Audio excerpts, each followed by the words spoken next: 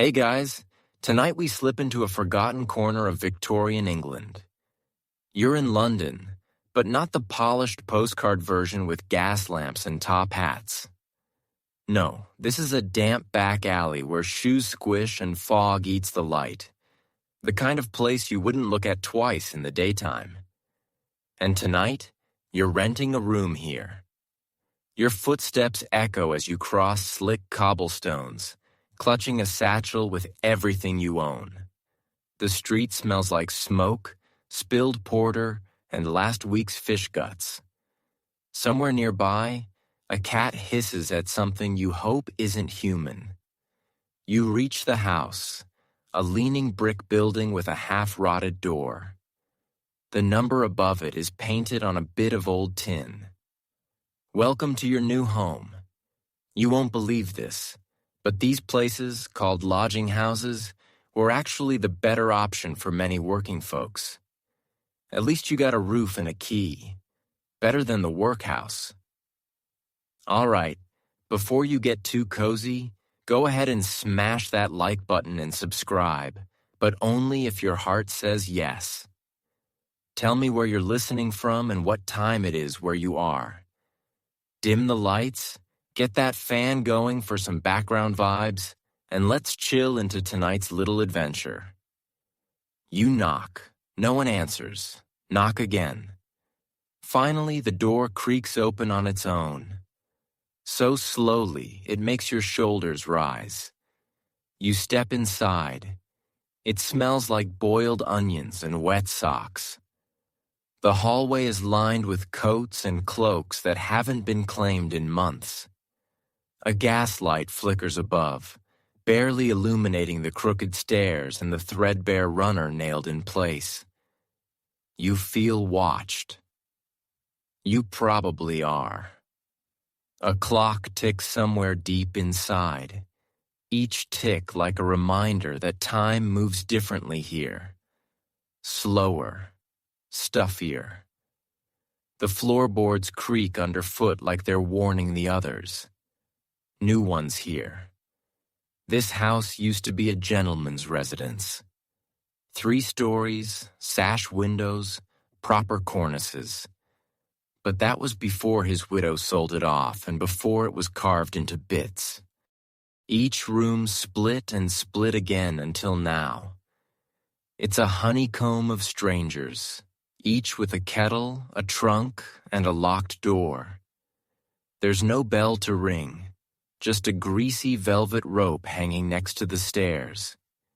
You pull it and hear a far-off jangle and then footsteps. The woman who appears at the top of the stairs looks carved from oak, solid, pale, like she hasn't been outside since the Queen took the throne. She's wearing a dark gown buttoned to the throat, and her hair is pulled back so tight you can hear it squeak when she tilts her head. She doesn't greet you, just sniffs, points, and says, "You're the 8 shilling." You nod. She turns, muttering about lodgers who don't pay, and how you'll get no second warning if you smoke in the bed. Her voice vanishes as she climbs, expecting you to follow. You do. Each step of the staircase groans beneath your boots.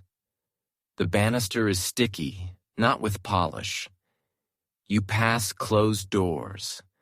One has a child's chalk drawing near the base. Another has a deep gouge across it, like someone tried to claw their way out. You pretend not to notice.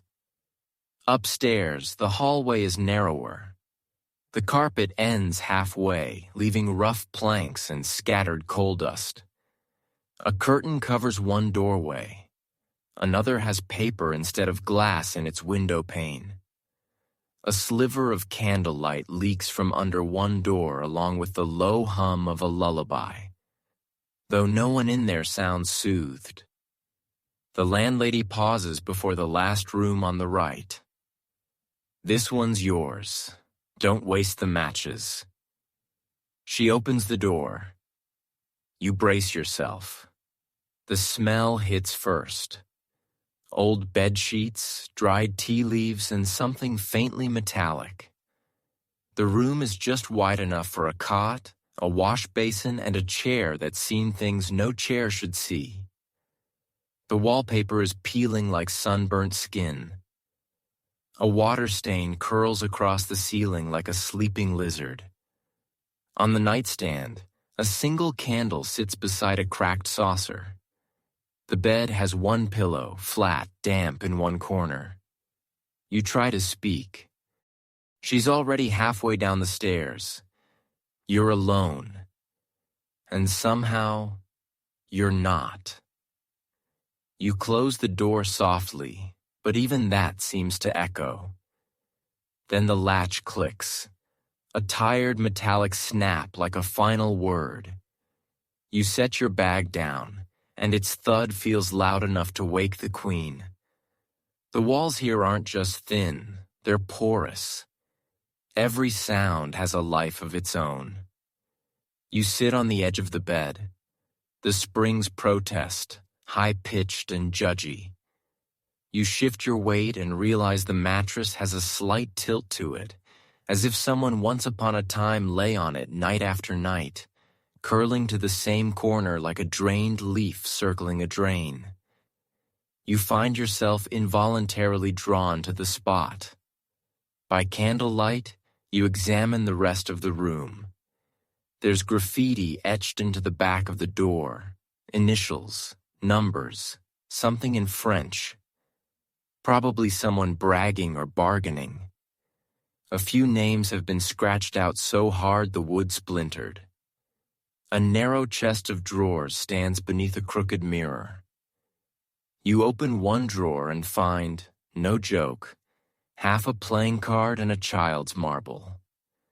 The drawer smells of tobacco and lavender. You shut it quickly. There's a single nail on the wall for your coat. You hang it up and stare at it, wondering how many others have done the exact same thing, each thinking they'd stay here. Just for a little while. That's the most dangerous lie in a lodging house. Just until payday. Just until winter's over. The house always outlasts your intentions. You move toward the window. It sticks. You force it open and peer into the alley below. There's a dim light in the building across and a shadow passes. Just one, then gone. No stars above, just a sheet of dark clouds holding in the city's breath. Downstairs, someone laughs. Sharp, cracked, almost bark-like. Then silence again. Not even a closing door. You light your candle. The flame catches slow like it too is reluctant to be here.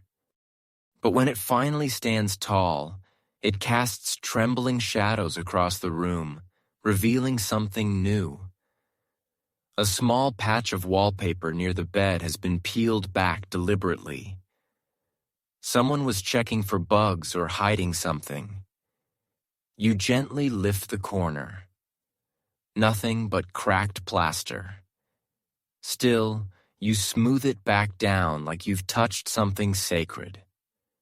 Lodging house walls have memories. You're not the first to sleep here.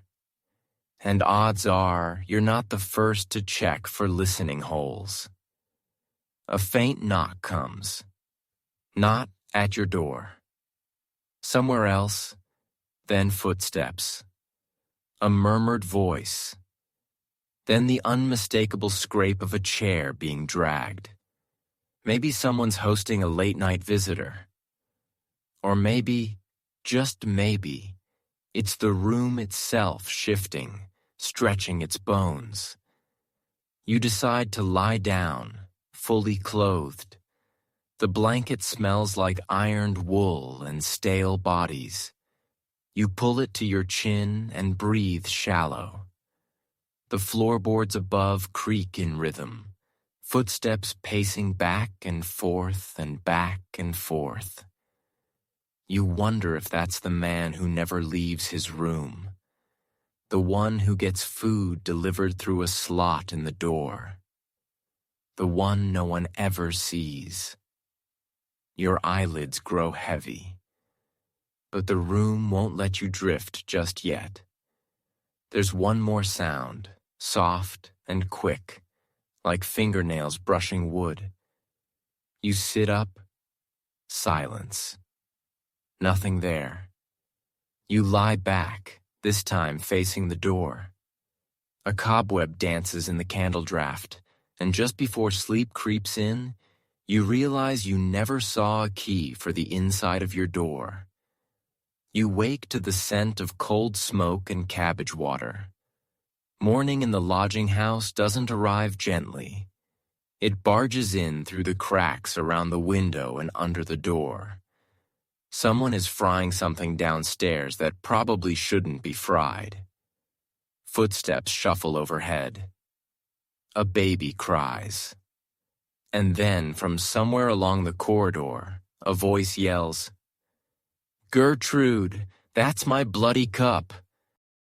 You sit up in the bed that now feels like it's trying to keep you and stretch your limbs with a cautious stiffness, because every surface here might be hiding a splinter, a bite, or a resident insect. As you swing your legs over the side of the bed, there's a shuffle in the hallway. Then a face appears. Not at your door. Through your door. The peephole has no glass, just a round hole at eye level, and someone's looking in. You freeze, a breath, then silence. And then, like fog slipping away, the presence is gone. No footsteps, just that old sweet silence again. You get dressed fast. The floor is cold and your boots are damp from yesterday's journey. As you lace them up, your stomach growls, and you remember breakfast isn't included here. Not unless you've struck some private deal with the landlady. And those come with strings. You step out into the hallway and blink as your eyes adjust to the dimness. There she is, waiting, your landlady. She's in the same dress as last night. Or maybe she owns 12 of the same. She's holding a steaming cup, her own breakfast most likely, and offers a brief nod. "Alive, are you?" She says, "Good. Rented you Thursday. No late, not again. You haven't even been here 24 hours. You try to smile politely. She turns and floats away down the stairs, somehow managing to make her old wool slippers sound like boots on stone. You descend after her, careful not to step on the spots where the stair tread is worn to nothing. The hallway smells different now. More life in it. Doors are open.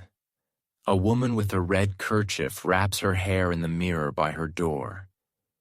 A child darts past your legs barefoot. Someone coughs hard in the parlor. Then down near the kitchen, a man sits slumped in a chair with his head in his hands. He doesn't look up. No one else seems to notice him. You step lightly into the cramped front room where a dented kettle sings on a small iron stove. Several tenants are already gathered. A man with soot-stained fingers grunts a hello. A girl, you'd guess late teens, maybe younger, gives you a once-over, judging what sort of lodger you'll be. You offer a polite nod. She turns away, unimpressed. The kettle spits, and then as if summoned by scent alone, the landlady returns. "Tea's for the house," she says. "Bread yours to find." You pour some into a cracked mug and step aside. That's when you spot him sitting perfectly upright by the window as an older gentleman in a waistcoat, reading a newspaper so old the dates curled, his mustaches waxed, his boots polished. He doesn't look like he belongs here, which is exactly why no one talks to him. His silence is armor, the kind worn by men who've fallen far and tend to rise again eventually. You find a seat by the stove, warming your hands around the mug. The girl leans in, nods toward the upstairs. She watches, she says softly. Even when she's not watching, you'll see. You raise an eyebrow. Who? She smiles. Who do you think? You take a slow sip of the tea, which tastes like it's been brewed with dust and suspicion. Still, it's warm, and in a place like this, warmth is currency. Around the room, tenants move like drifting ghosts. Close, but never touching. You're new, so they clock your presence without acknowledging it, the way animals do when a new one is added to the cage. The landlady reappears with uncanny timing, holding a small tin ledger. She settles into the armchair like a crow onto a perch, flipping it open with fingers stained from ink or maybe from something else. One by one, she calls names. Turner. A woman in slippers steps forward and hands over a coin purse. Evans. A cough answers. Then a man shuffles in from the hallway. When she says Miller, no one responds. She tuts and draws a red line across the page. Thick and final. You're close enough to see she's written beside it. 2 days late. Worn. In the corner of that page, tiny lettering reads, 4 rooms, 14 lodgers, 3 warnings issued. You wonder what happens after 3. The girl next to you leans in again, voice low. The red ones get moved. If there's a bed in the coal room, that's where you'll sleep next. Your eyes flick up to the ceiling where soot from the stove has blackened the plaster like a dark cloud. You suddenly remember the man you saw slumped in the chair earlier. He's gone. No one mentions it. Later, upstairs, you pass your landlady again. She's inspecting a splintered stair rail with the intensity of a detective at a crime scene. Then, just under her breath, she mutters, I told them no more boots on the 3rd step. What that means? You don't ask. Back in your room, something has shifted. Not moved exactly, just shifted. Your satchel is now a few inches from where you left it. The curtain is half drawn. When you remember pushing it fully open, a different smell hangs in the air. Not rot, not mold. Something faint like old soap and violets. You don't mention it. That night, as you lie in bed, staring at the ceiling stain that looks disturbingly like a screaming face if you squint, you think back to the man downstairs with a waxed mustache. You hadn't seen him leave, and when you checked the hallway mirror afterward, there was only a reflection. Maybe he's like the furniture passed from tenant to tenant. Or maybe he just rents silence and nothing else. Around midnight, you hear footsteps outside your door again. Then a soft knock. 2 taps. You stay very still. Then another knock. This time at the room beside you. Then silence. Then a whisper. You still in there? Your heart kicks, but not from fear. From something else. Recognition. That voice, female, uncertain, was speaking to your room. Then soft footfalls retreat down the hall. You lie awake for hours, piecing together a truth you didn't want to admit. This house isn't watching you. It's waiting for you to fit in. And once you do, You might never leave.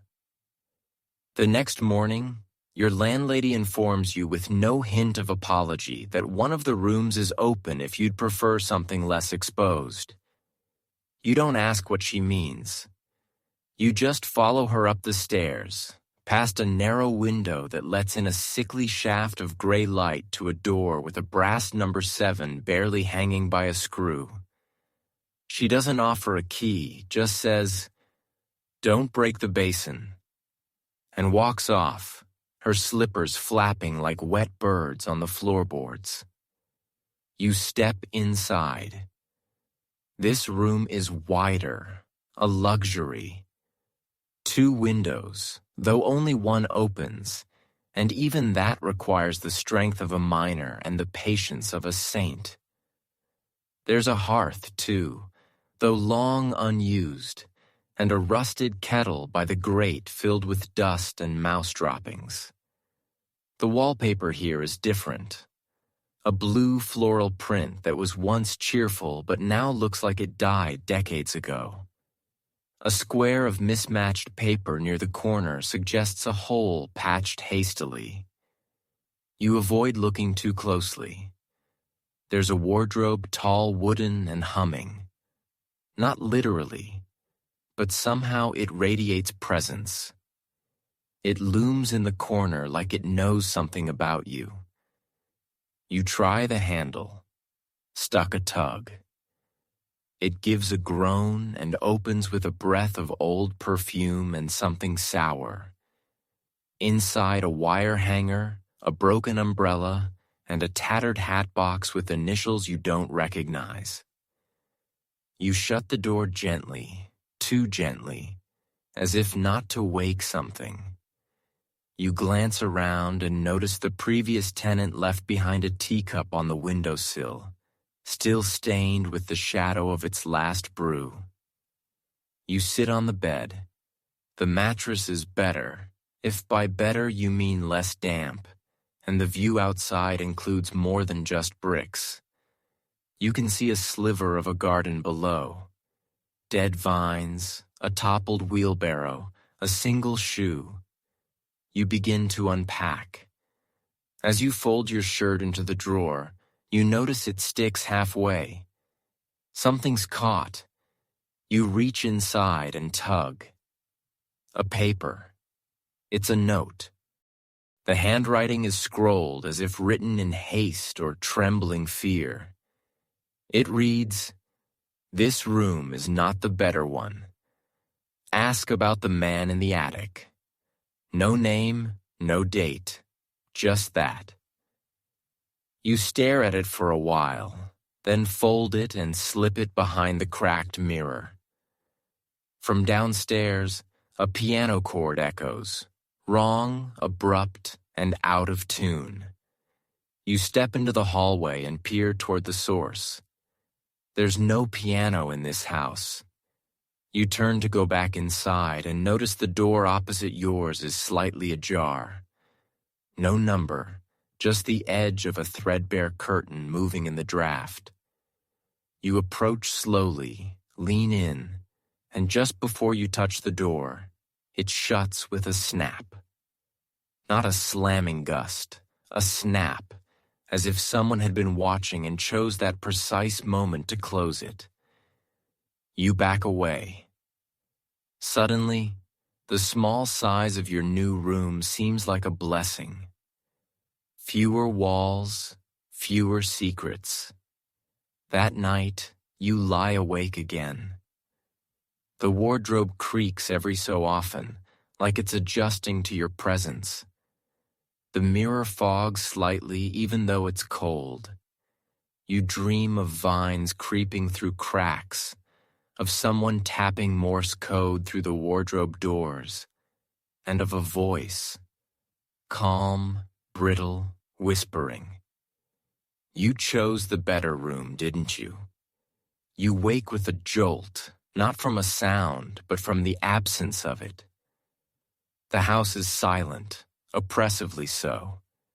No footsteps, no clatter from the kitchen, not even the usual chorus of early morning coughs.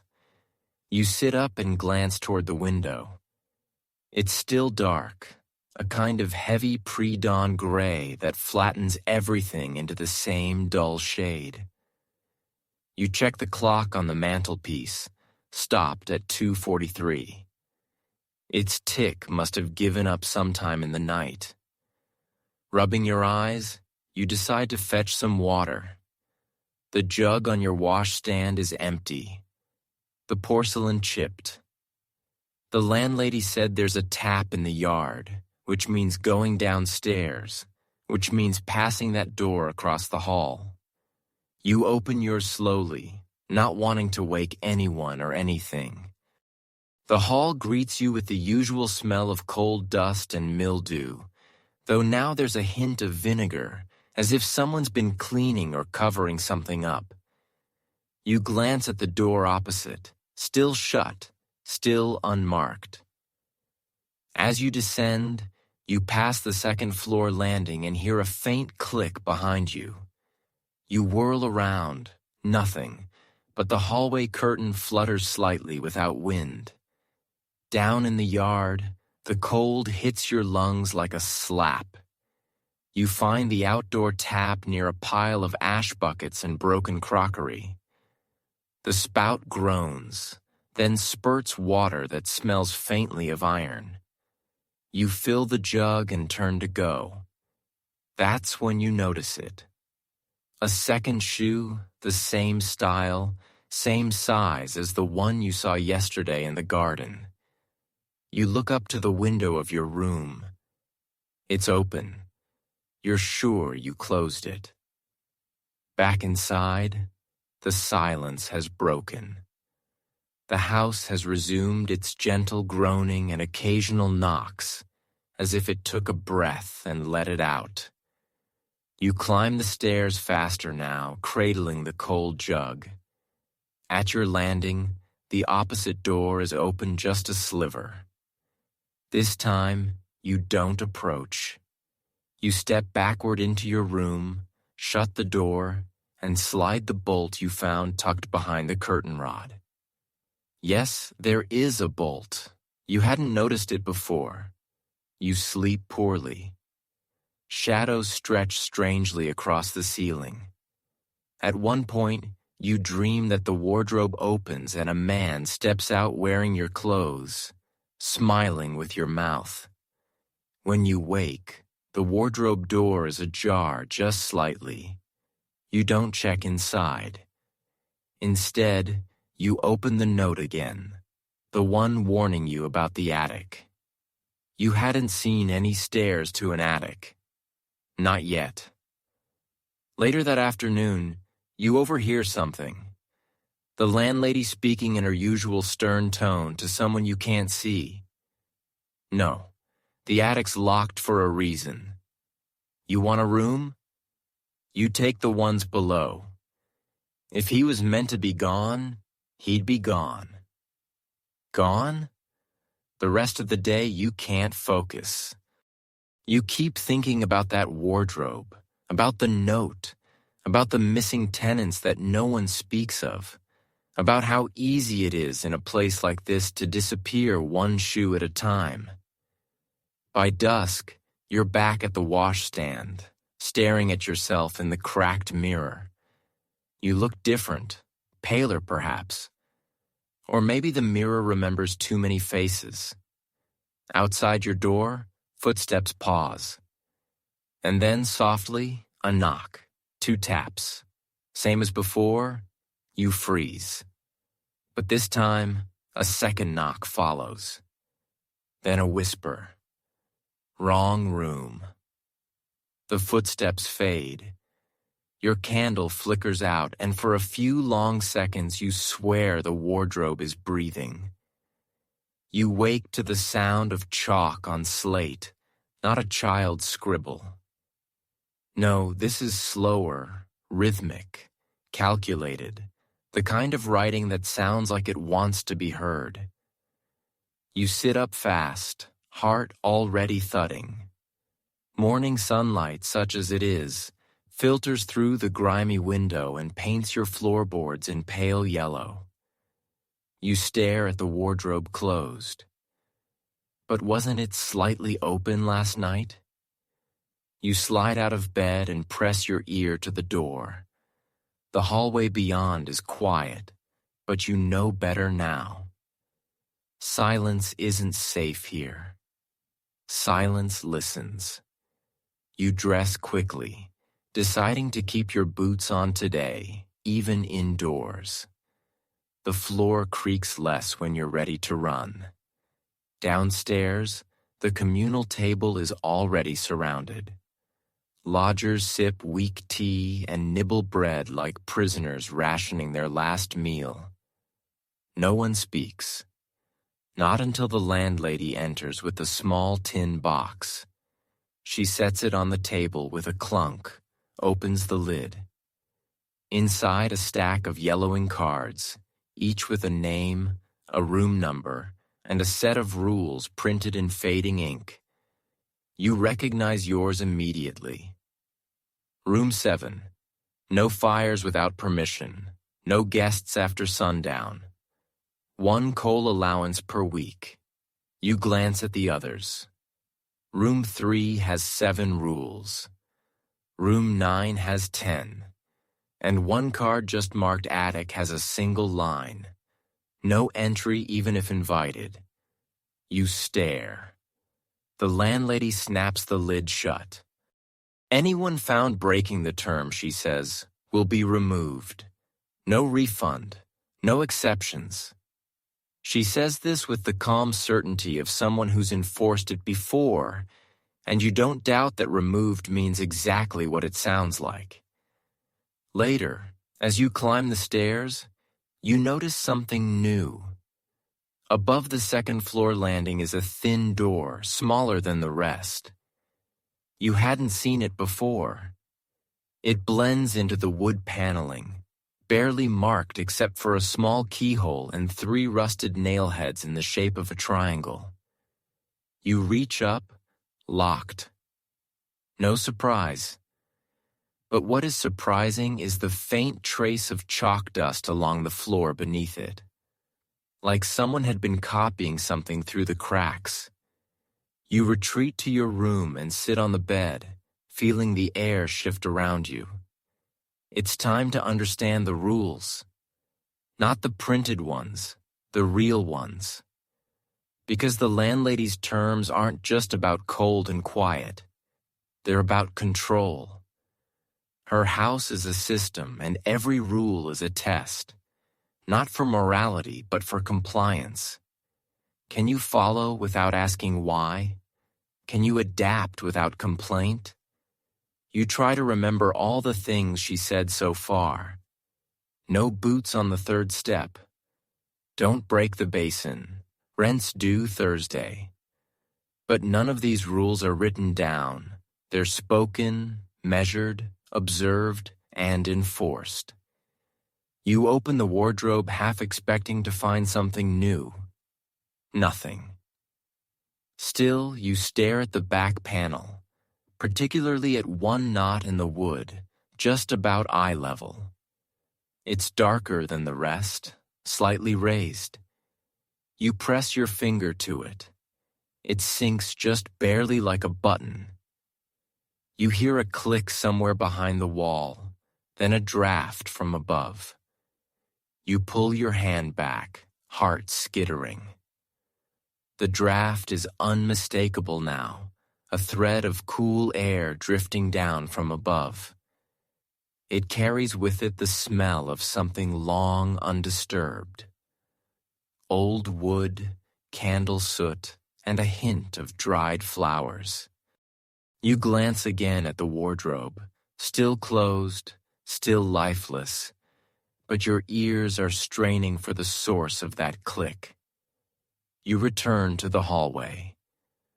The attic door remains shut, its triangular pattern of nails catching the morning light like a warning sign.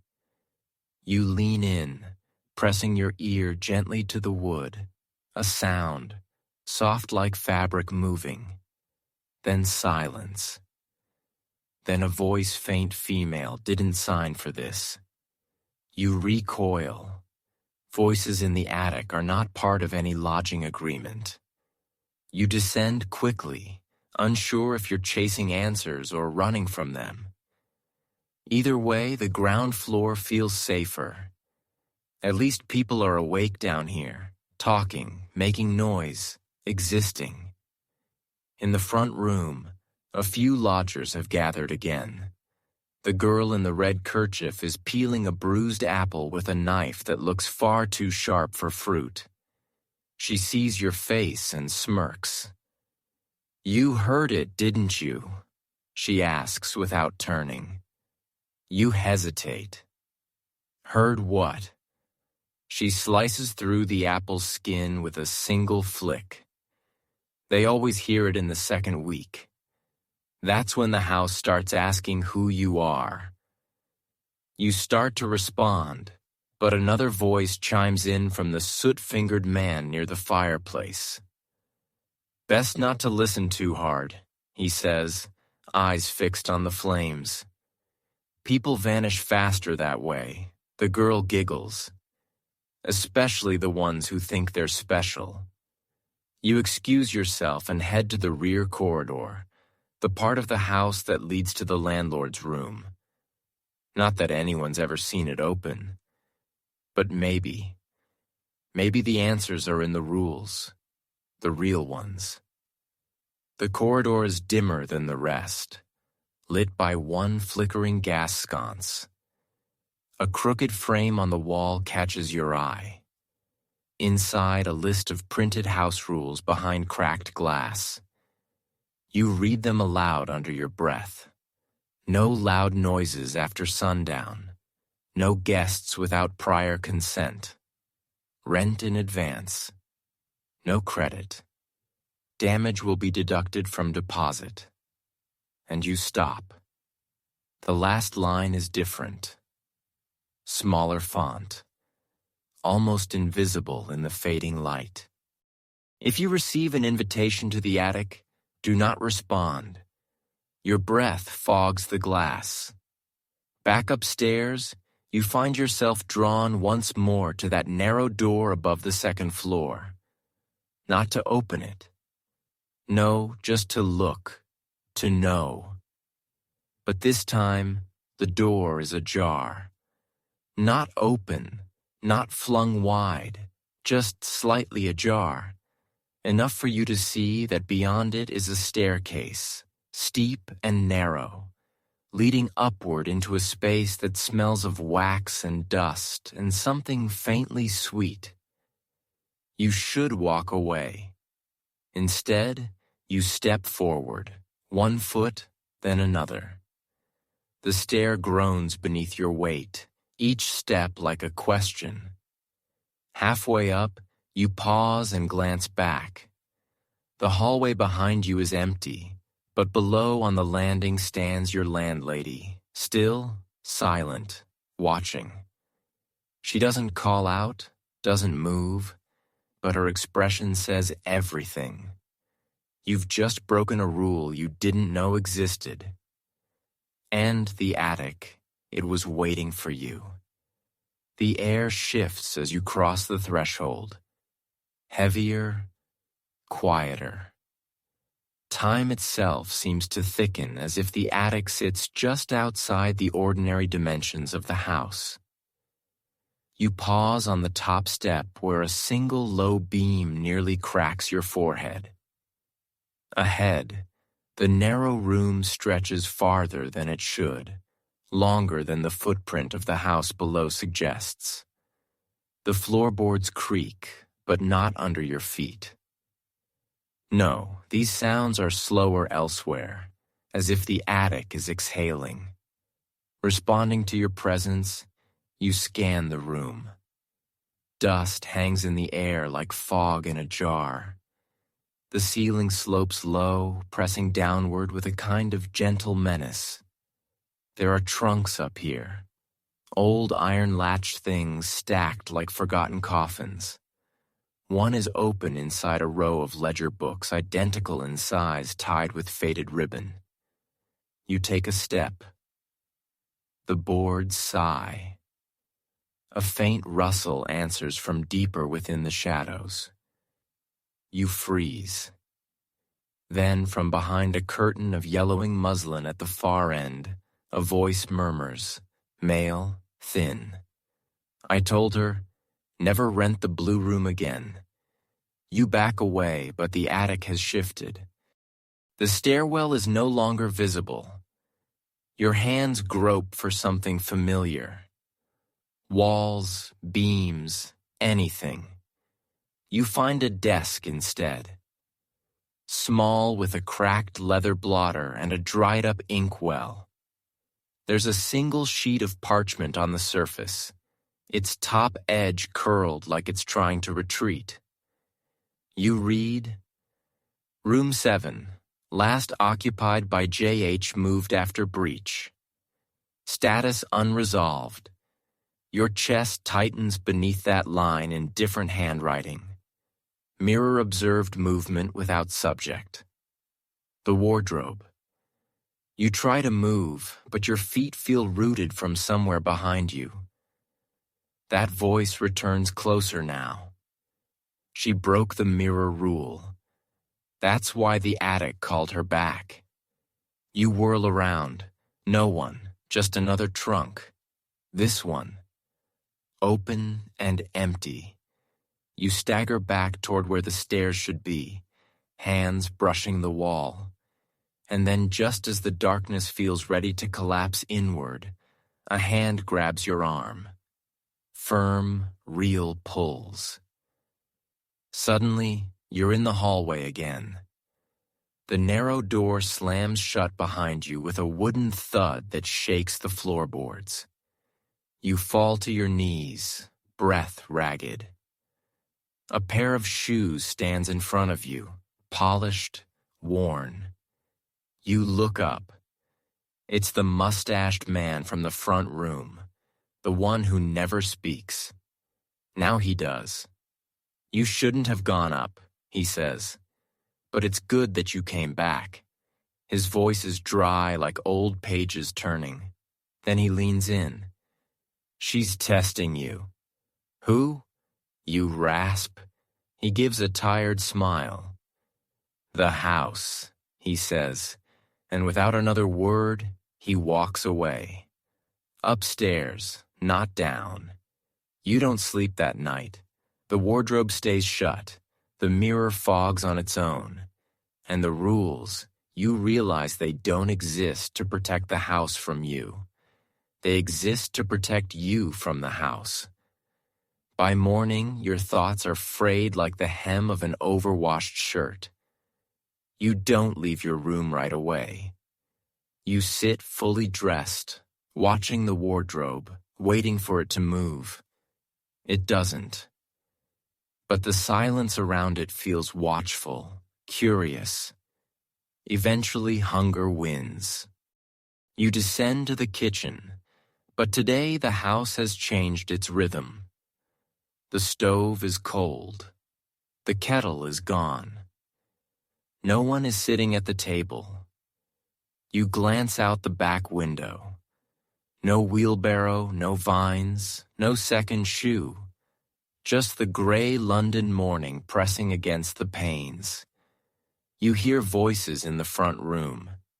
You follow them. Inside, a man you've never seen before stands by the fire. Tall, with a too-clean collar and a notebook in his hand. He looks like someone who doesn't belong, which ironically makes him the most suspicious person in the house. He's speaking with the landlady in a low voice. You can't catch every word, but you hear enough. Disappearances again. Irregular entries in the rent book. The landlady shakes her head. Lies. Stories from the girls. They don't understand how things work here. He scribbles in his notebook. You clear your throat. Both heads turn. The man studies you carefully. His eyes are too still. New tenant. You nod. Any unusual experiences? He asks like a physician about prescribed leeches.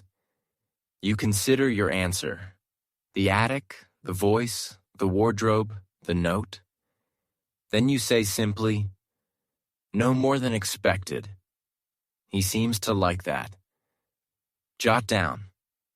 If anything changes, he says, "Tell me, I'll be around." He hands you a card. There's no name, just a symbol. A triangle of dots like the nails above the attic door. You slide it into your pocket. The landlady watches you the whole time, smiling but not kindly. Later that day, you notice the hallway outside room 3 smells like bleach and roses. A bad sign. That usually means a tenant has left abruptly. You knock. No answer. The door's cracked open. You peer inside. Empty, but not clean. A single teacup on the floor upside down. You back away. In your own room, you finally examine the mirror again.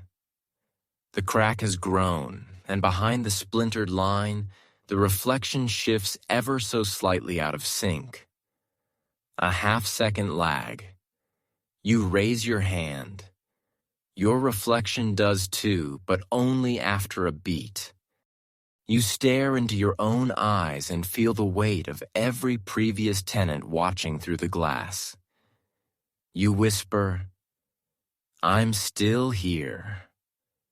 And your reflection whispers back, not with words, but with breath, fogging just enough to form one shape before vanishing. Rule 4.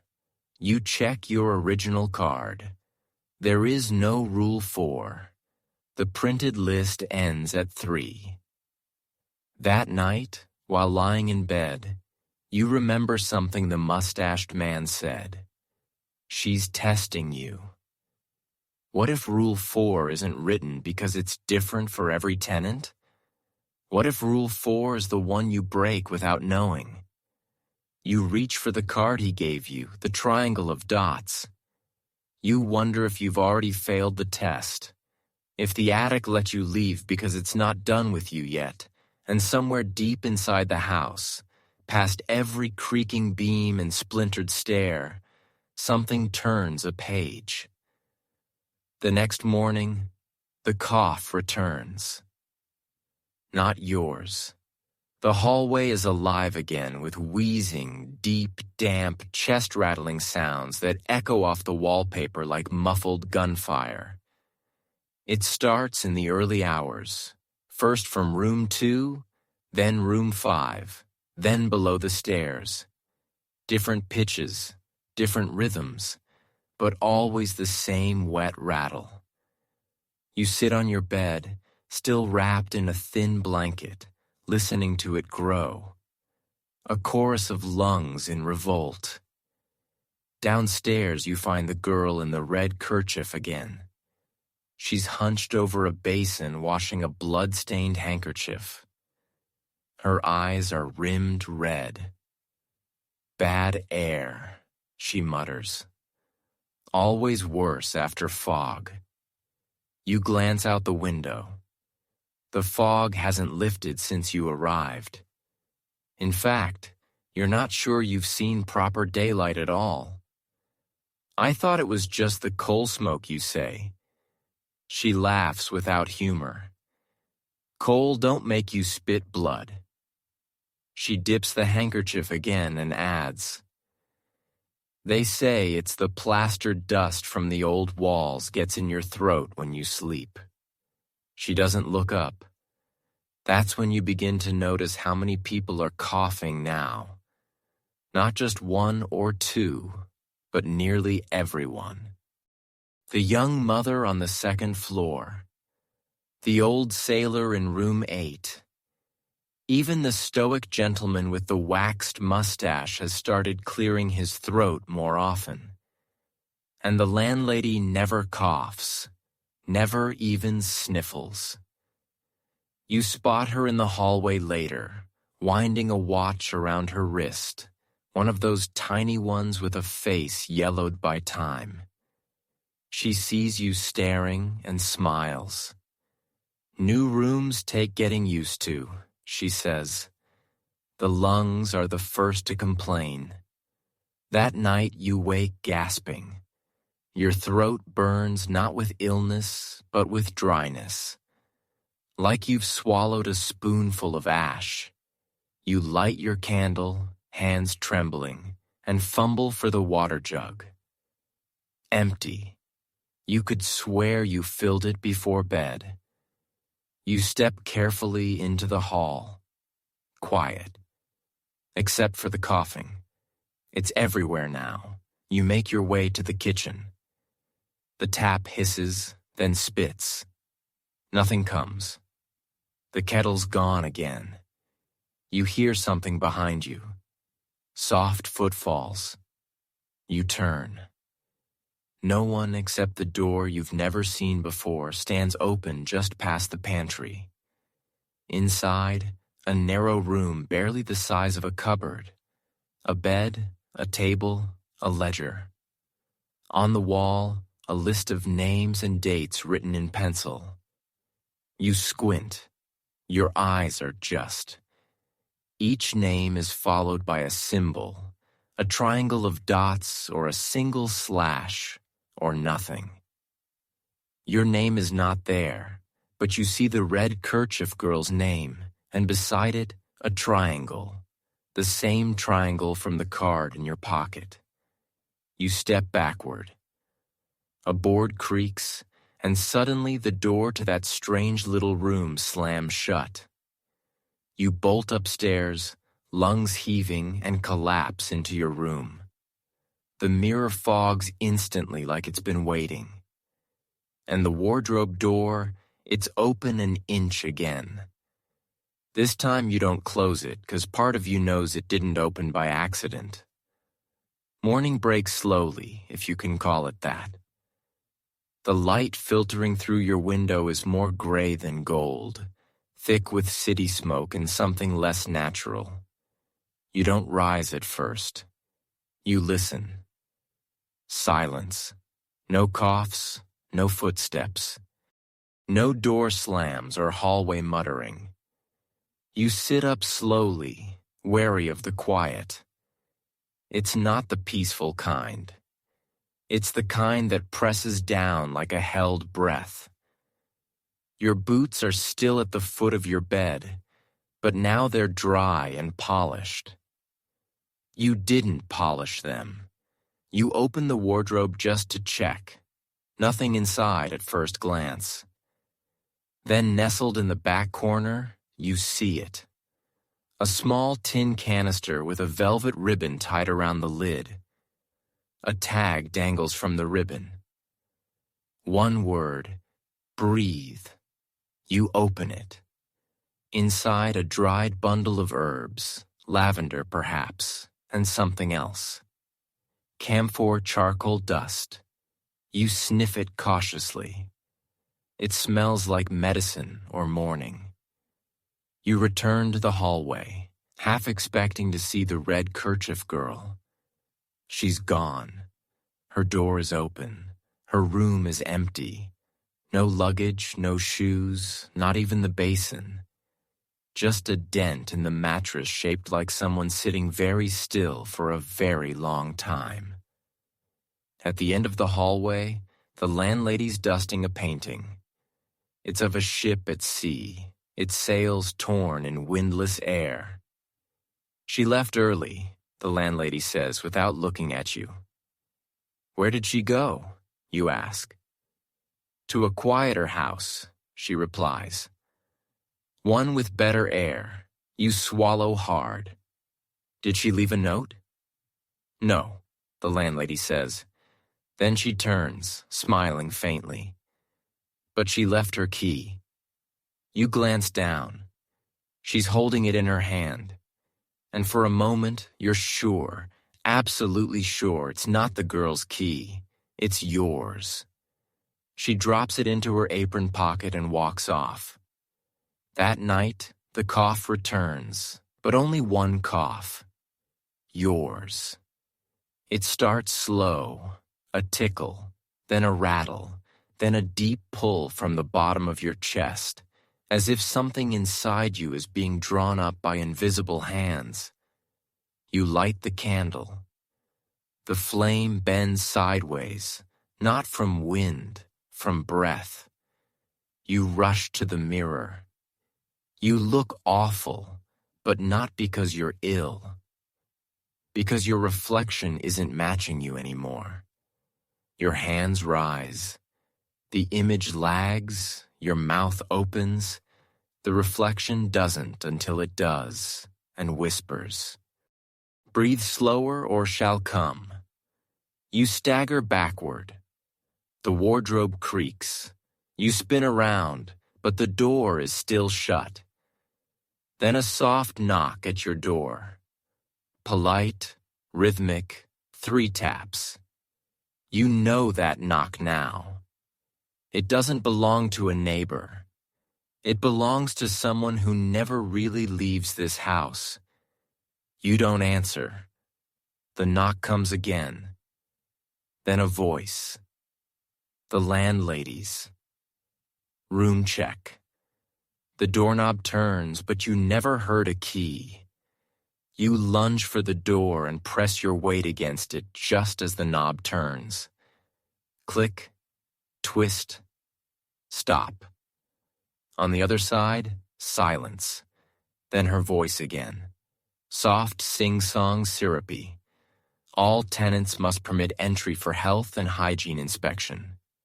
You say nothing. Refusal, she adds gently, counts as breach. The knob turns again, harder this time, but your body holds it shut. You don't even know why. Only that letting her in now feels final. The pressure eases. Then her footsteps retreat slowly, not down the stairs, but past your door toward the far end of the hallway where the red kerchief girl used to stay. You exhale. Too soon because you suddenly hear another door creak open. Not hers, yours. Behind you, you turn. The wardrobe door is wide open. No sound, no wind, just open. And resting on the inside panel, hooked where a coat might hang, is a scrap of parchment. New, clean, folded once. You approach slowly and take it. Unfold it. Privy's free. What? You blink. A joke, a warning, a trap. You slip it into your pocket and head down. Maybe you do need the privy. Maybe fresh air is the one thing this house can't trap. The backyard is still slick with rain and the stink of ash. The privy stands crooked in its corner, wooden door hanging slightly ajar. You glance around. No movement, no voices, no shoes. You step inside. It's exactly what you expect. Stone floor, cracked seat, a spider with more confidence than you. You bolt the door. Sit. And there, scratched into the inside wall, is a message, barely visible unless the light hits just right. If you're reading this, she hasn't taken you yet. You freeze. Below that, another line.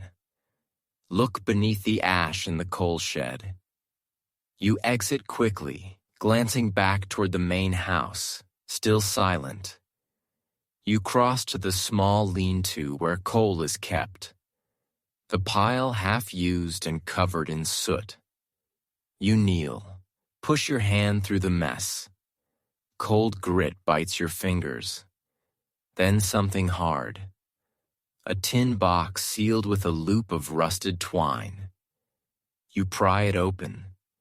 Inside, folded pages, letters, fragments, receipts. A lock of red hair tied with blue thread. And at the bottom, a photograph faded but clear enough. The red kerchief girl smiling with the landlady standing behind her. Not in present day, not recently.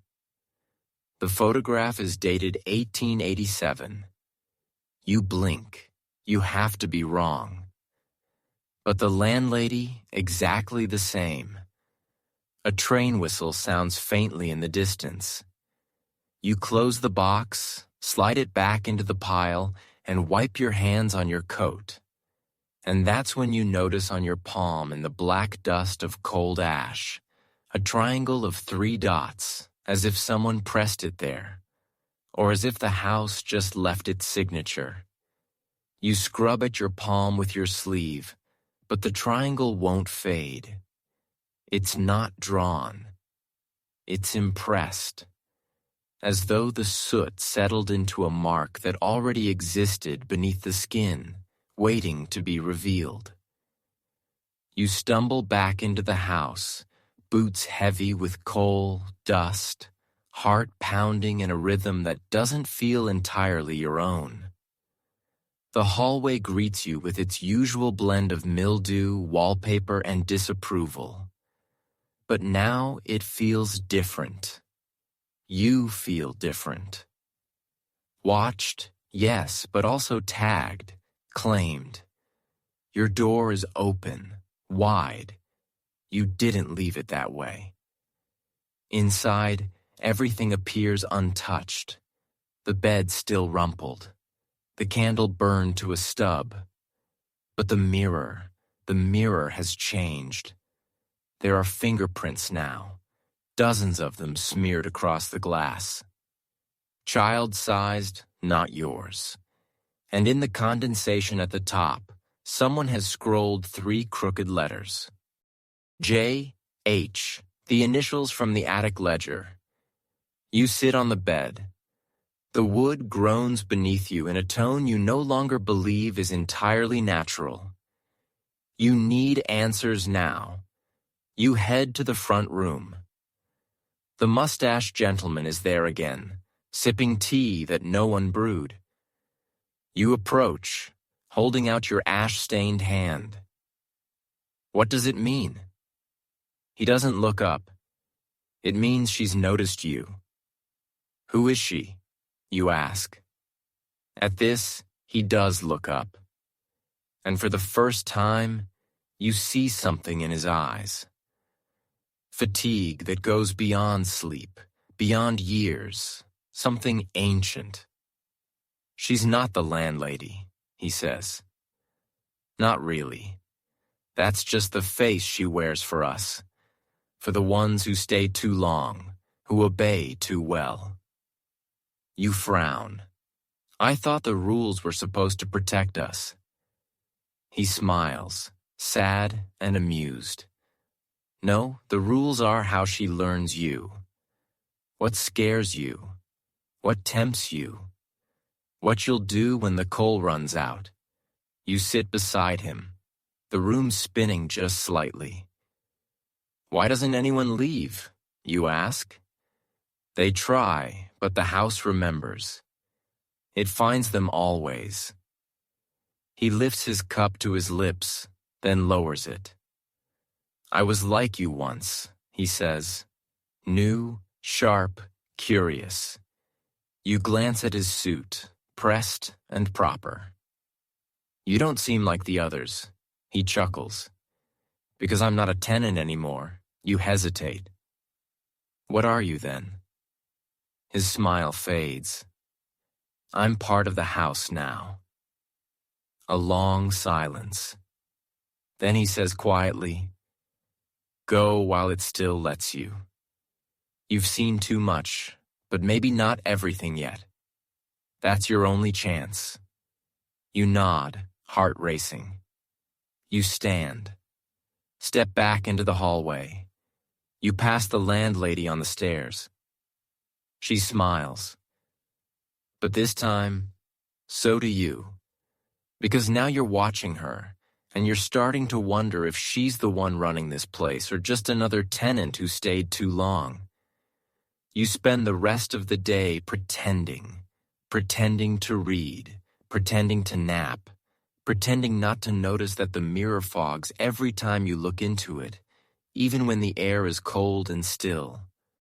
Pretending not to hear footsteps that stop just outside your door, then vanish. By nightfall, you've decided you're going to test the rules, not the printed ones, the real ones. You start with the bath. The house technically has one. An old tin tub kept in the kitchen cupboard beneath the stairs next to a sack of flour and a stack of mouse-bitten linens. According to the official rules, it's to be used only on Saturday nights and only after signing the bathing ledger. Tonight is Wednesday. You go down when the house is mostly quiet. One lodger snores. Another shuffles cards alone. The landlady is nowhere to be seen. You find the tub easily, drag it to the hearth, which still holds the warmth of dying coals. The stove squeals as you coax it to life. You fill the kettle, then the second, then the third. The water steams gently. The house creaks in protest. You remove your boots shirt. Lower yourself into the tub. It's too small and the bottom is dented, but the warmth seeps into your skin like forgiveness until you hear it. The sound of fingernails tapping. Not outside, inside the wall, behind the hearth. You freeze, then scrape. A dragging noise like something shifting just behind the plaster. Something long and slow and close. You stand. The water sloshes. The kettle whines on the stove. The tapping stops. You wait 10 seconds. 20. Then from directly behind you, a whisper right at your ear. It's not your turn. You spin around. Nothing. The water in the tub has gone still.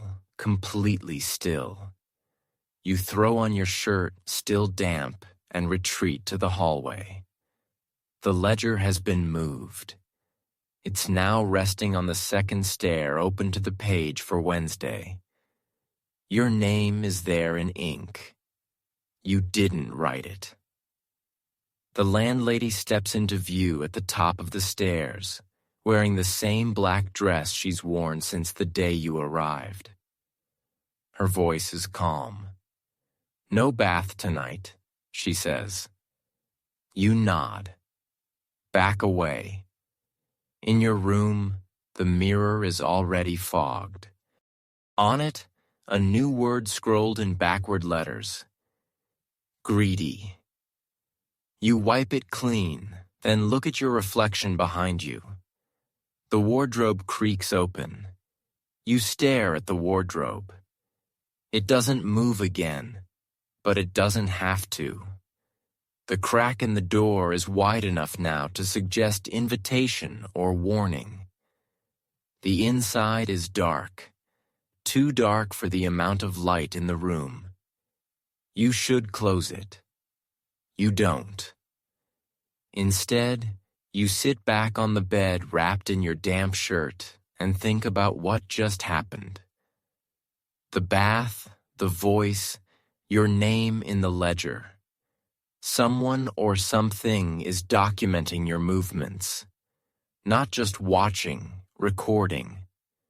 Which means the house isn't just sentient, it's bureaucratic. You laugh, a small bitter thing.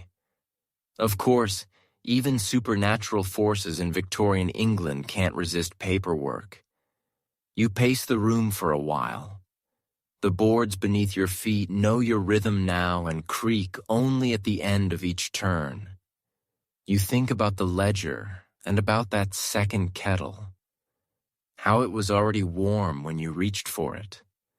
Someone else was trying to bathe before you. But who?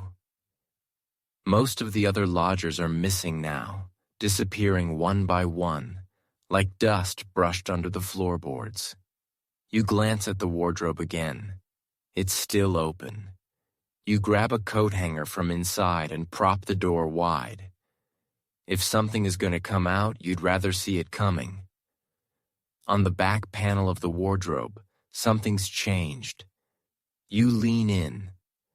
A faint carving now runs across the wood grain, etched with something sharp. You run your fingers over it. It's another triangle, smaller this time with initials inside. JH again. You whisper the letters aloud and the mirror across the room fogs instantly. You step toward it. This time, no handprints, no backwards, just one image traced in the condensation. A teacup, the symbol of hospitality and of poison. You rush to the front room. The stove is alight. A kettle whistles. The mustache gentleman is gone.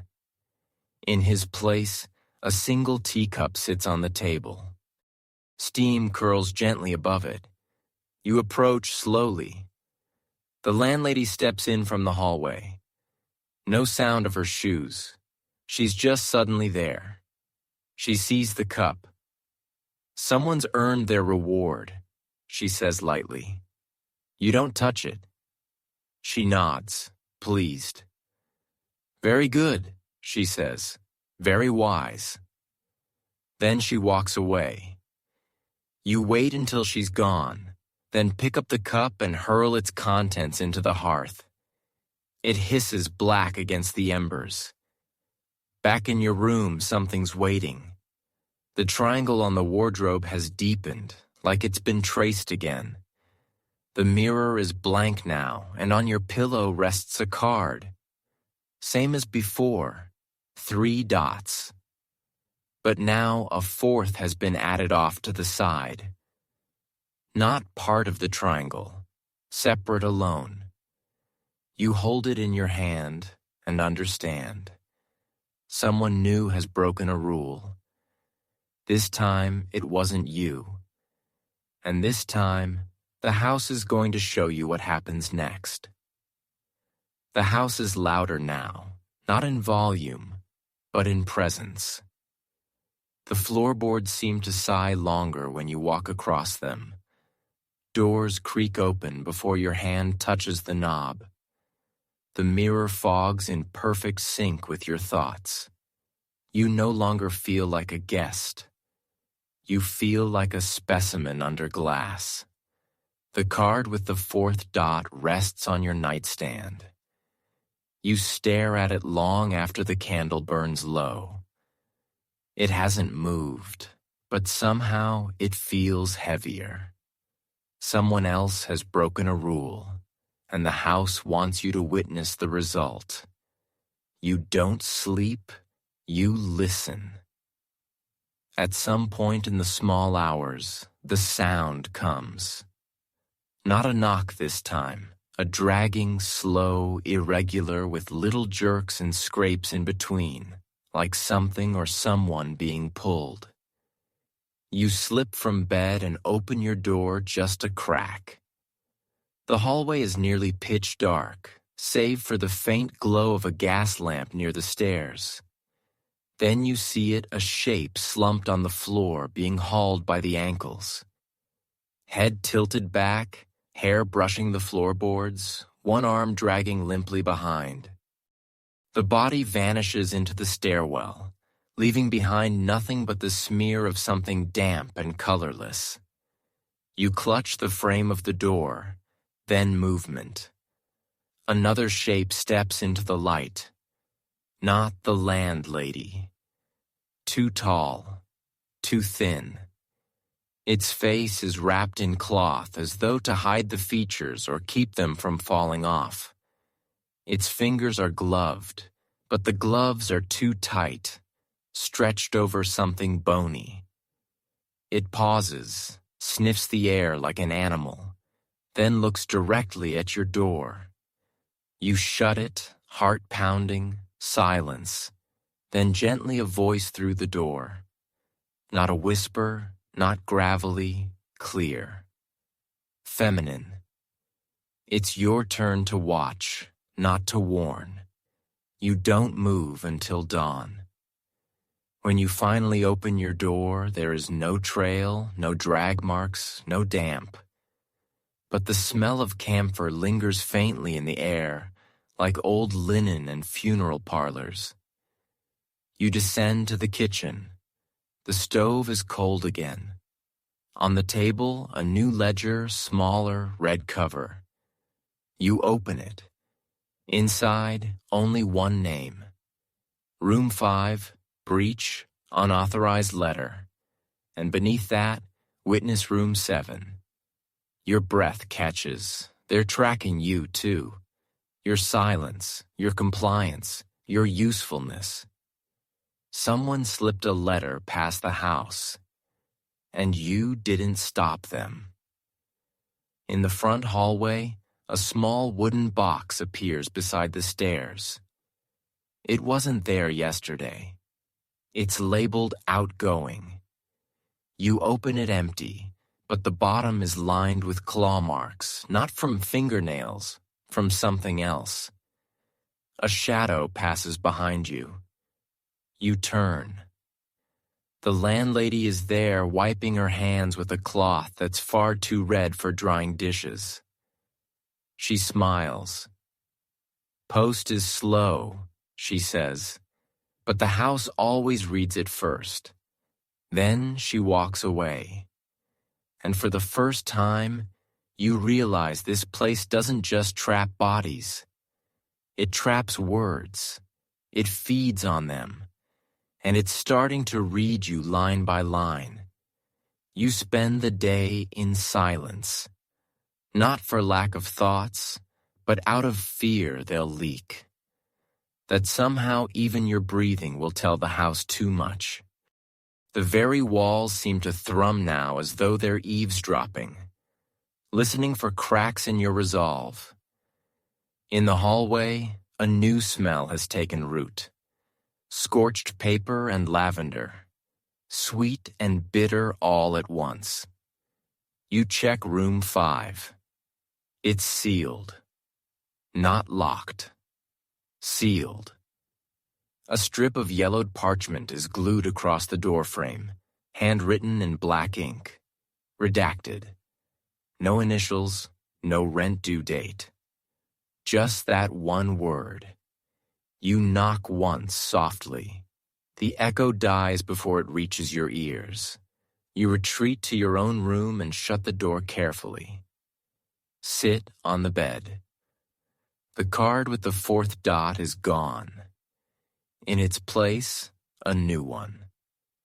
This one has 5 dots. Not in a triangle, not in a line. Scattered, frantic, like a handful flung ink onto the page in panic. You flip it over. 2 words, she knows. You exhale slowly. The game has changed. You're no longer a passive observer. You're part of the machinery now, and machinery doesn't sleep. You light a candle. Its flicker dances along the walls like shadows performing for an audience. You glance at the mirror, foggy again.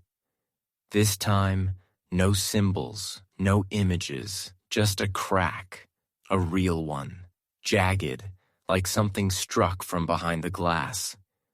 You lean in close, and then, just for a second, you see a face that isn't yours. Female, hollow eyes, lips sewn shut. You stumble backward, knock over the chair. The crack vanishes. You wait for the house to respond. It doesn't. Instead, you hear voices in the hallway. 2 of them. Not tenants, not the landlady. Men, stern, clipped speech, government-sounding.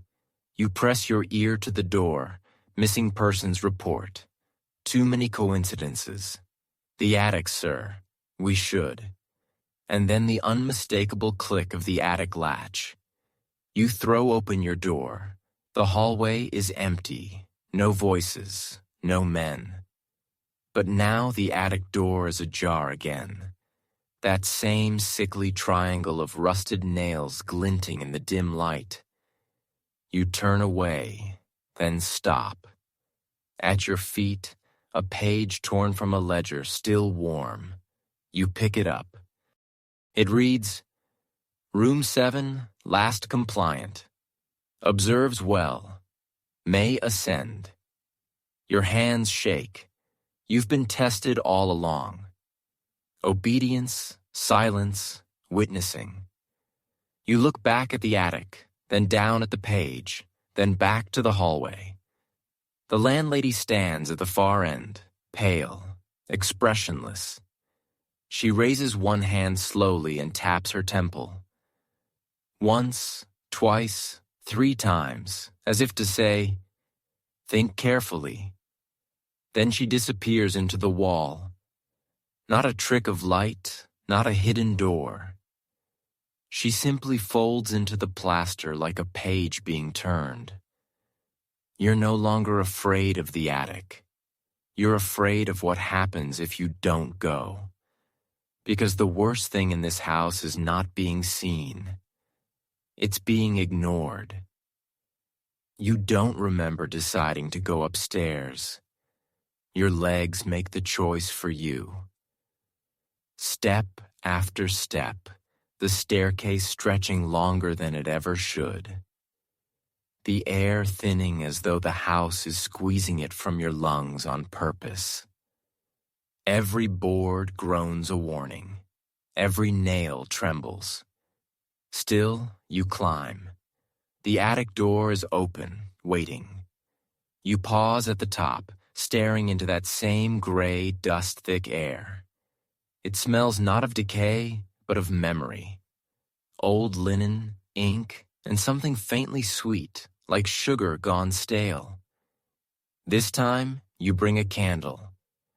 The flame flickers, but holds steady, as though the house has decided to let you see. Inside, the room is almost tidy. The trunks are gone. The ledgers stacked neatly along one wall. A table stands in the center with 2 chairs. One is empty, one is not. The mustached gentleman sits across from it, hands folded neatly. He looks up when you enter and gives a small nod. Room 7, he says. You came back. You start to speak, but he raises a hand. No need to defend yourself. No one ever resists twice. You edge closer. What is this place? He gestures to the empty chair. Records, meetings, memory. Everything that was once living in this house comes here to be written down. You sit. The wood is cold and dust curls under your fingers. The ledgers on the table are labeled in tidy script. Names, rules, replacements. He flips open the top one. You see pages of handwriting, rows upon rows of dates, initials, notes in the margin, and near the bottom, J.H. Mirror Breach, reassigned. Reassigned, you ask. He gives a small smile. Every house needs its caretakers. He closes the book slowly, reverently. When the landlady grows thin, someone takes her place. That's Rule 4, the one no one writes down. You stand so fast your chair nearly falls. She's not. She's not human. He chuckles softly. She's not one person. She's many, collected, preserved, poured into the walls, the floors, the rules. The house is her. She is the house. You feel dizzy. And me? He looks at you sadly. You're doing quite well. The candle flame gutters low. Something moves at the edge of the light. A figure thin and stooped emerges from the far corner. The landlady's shape, but her face is half shadow, half yours. You stumble backward. No, he doesn't move to stop you, just sighs. She's tired, you see. Been here too long. The house likes fresh tenants. It feeds better when the caretaker still remembers what it's like to breathe. The figure steps closer. Her dress rustles like dry leaves. Her eyes, your eyes, reflect the candlelight in dull amber. "Time for inspection," she says. Her voice overlaps with your own. You drop the candle. The light dies. Darkness swallows everything but her outline. And when she reaches for your hand, you feel not skin but plaster. Cool, unyielding, and final. You jolt awake in your bed. Sunlight, real, clean, golden, pours through the window. For a moment, you don't move. You watch the dust motes swirl lazily in the beam of light. Your heart hammers in your chest, but everything around you looks normal.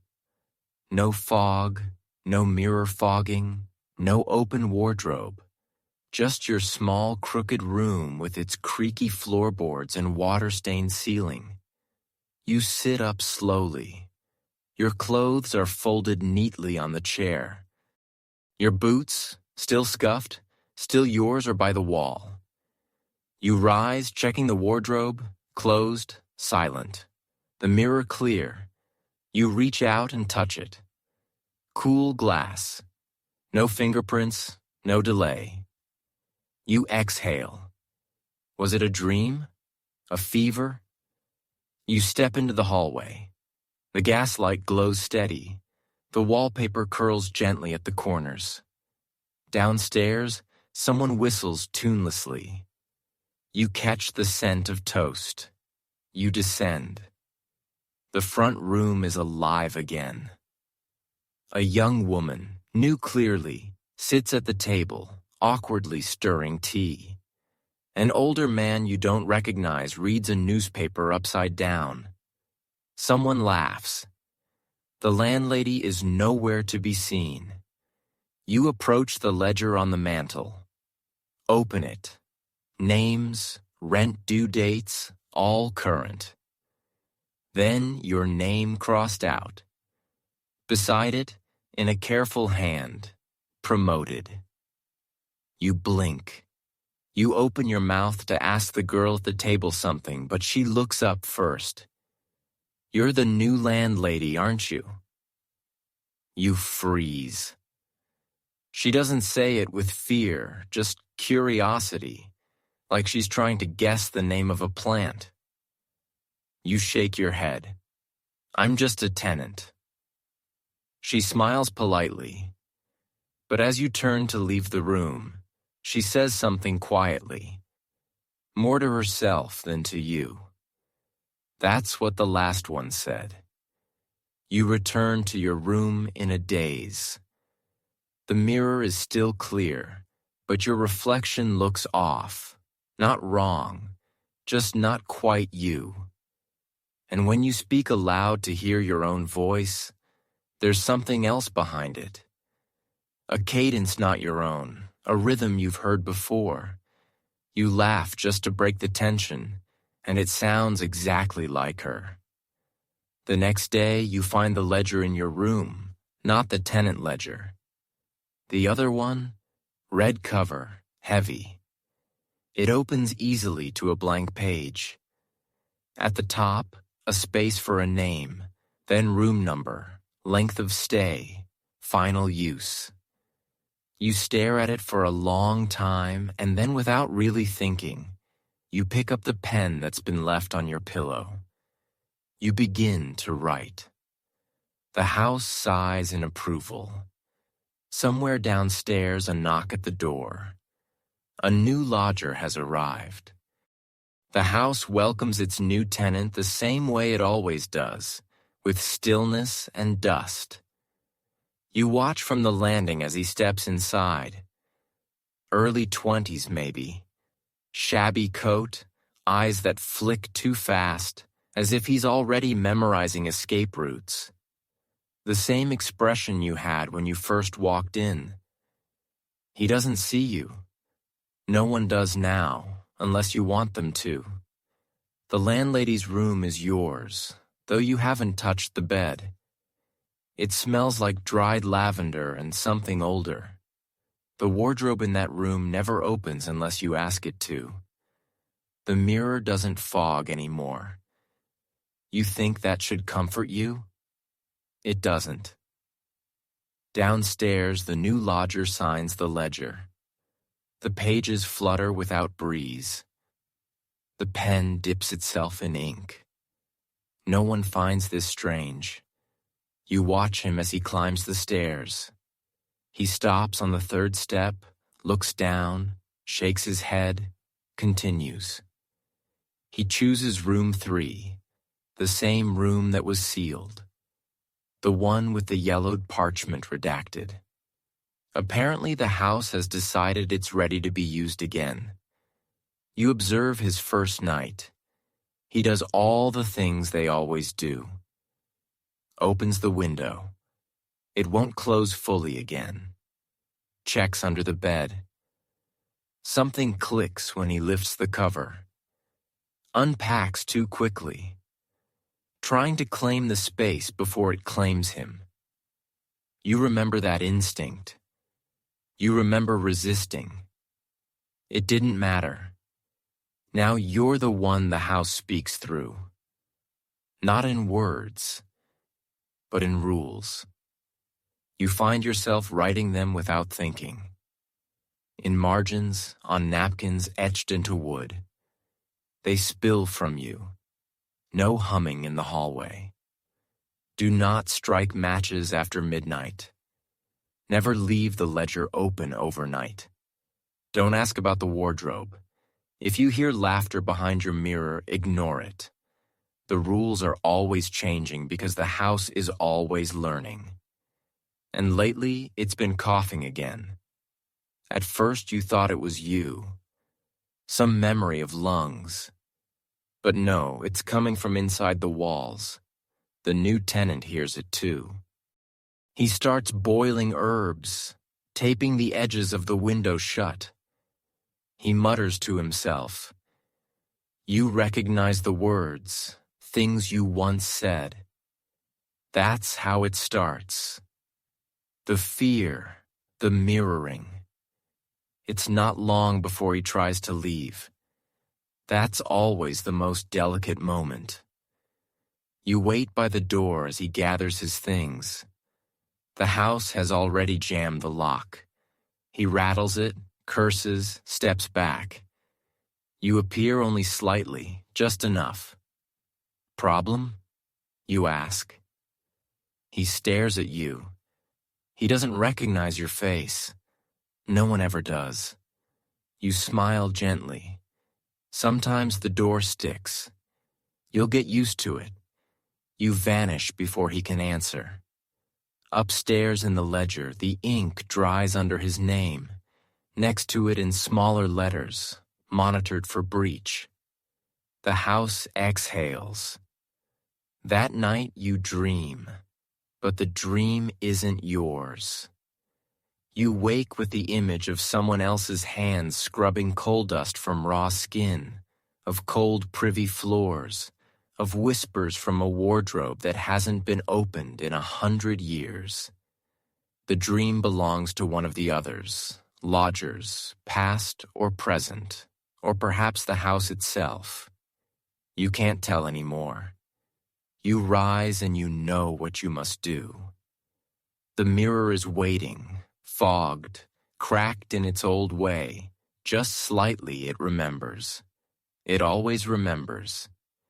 You pick up the small brush from the windowsill, the one you never place there, and write in the fog with the handle's edge.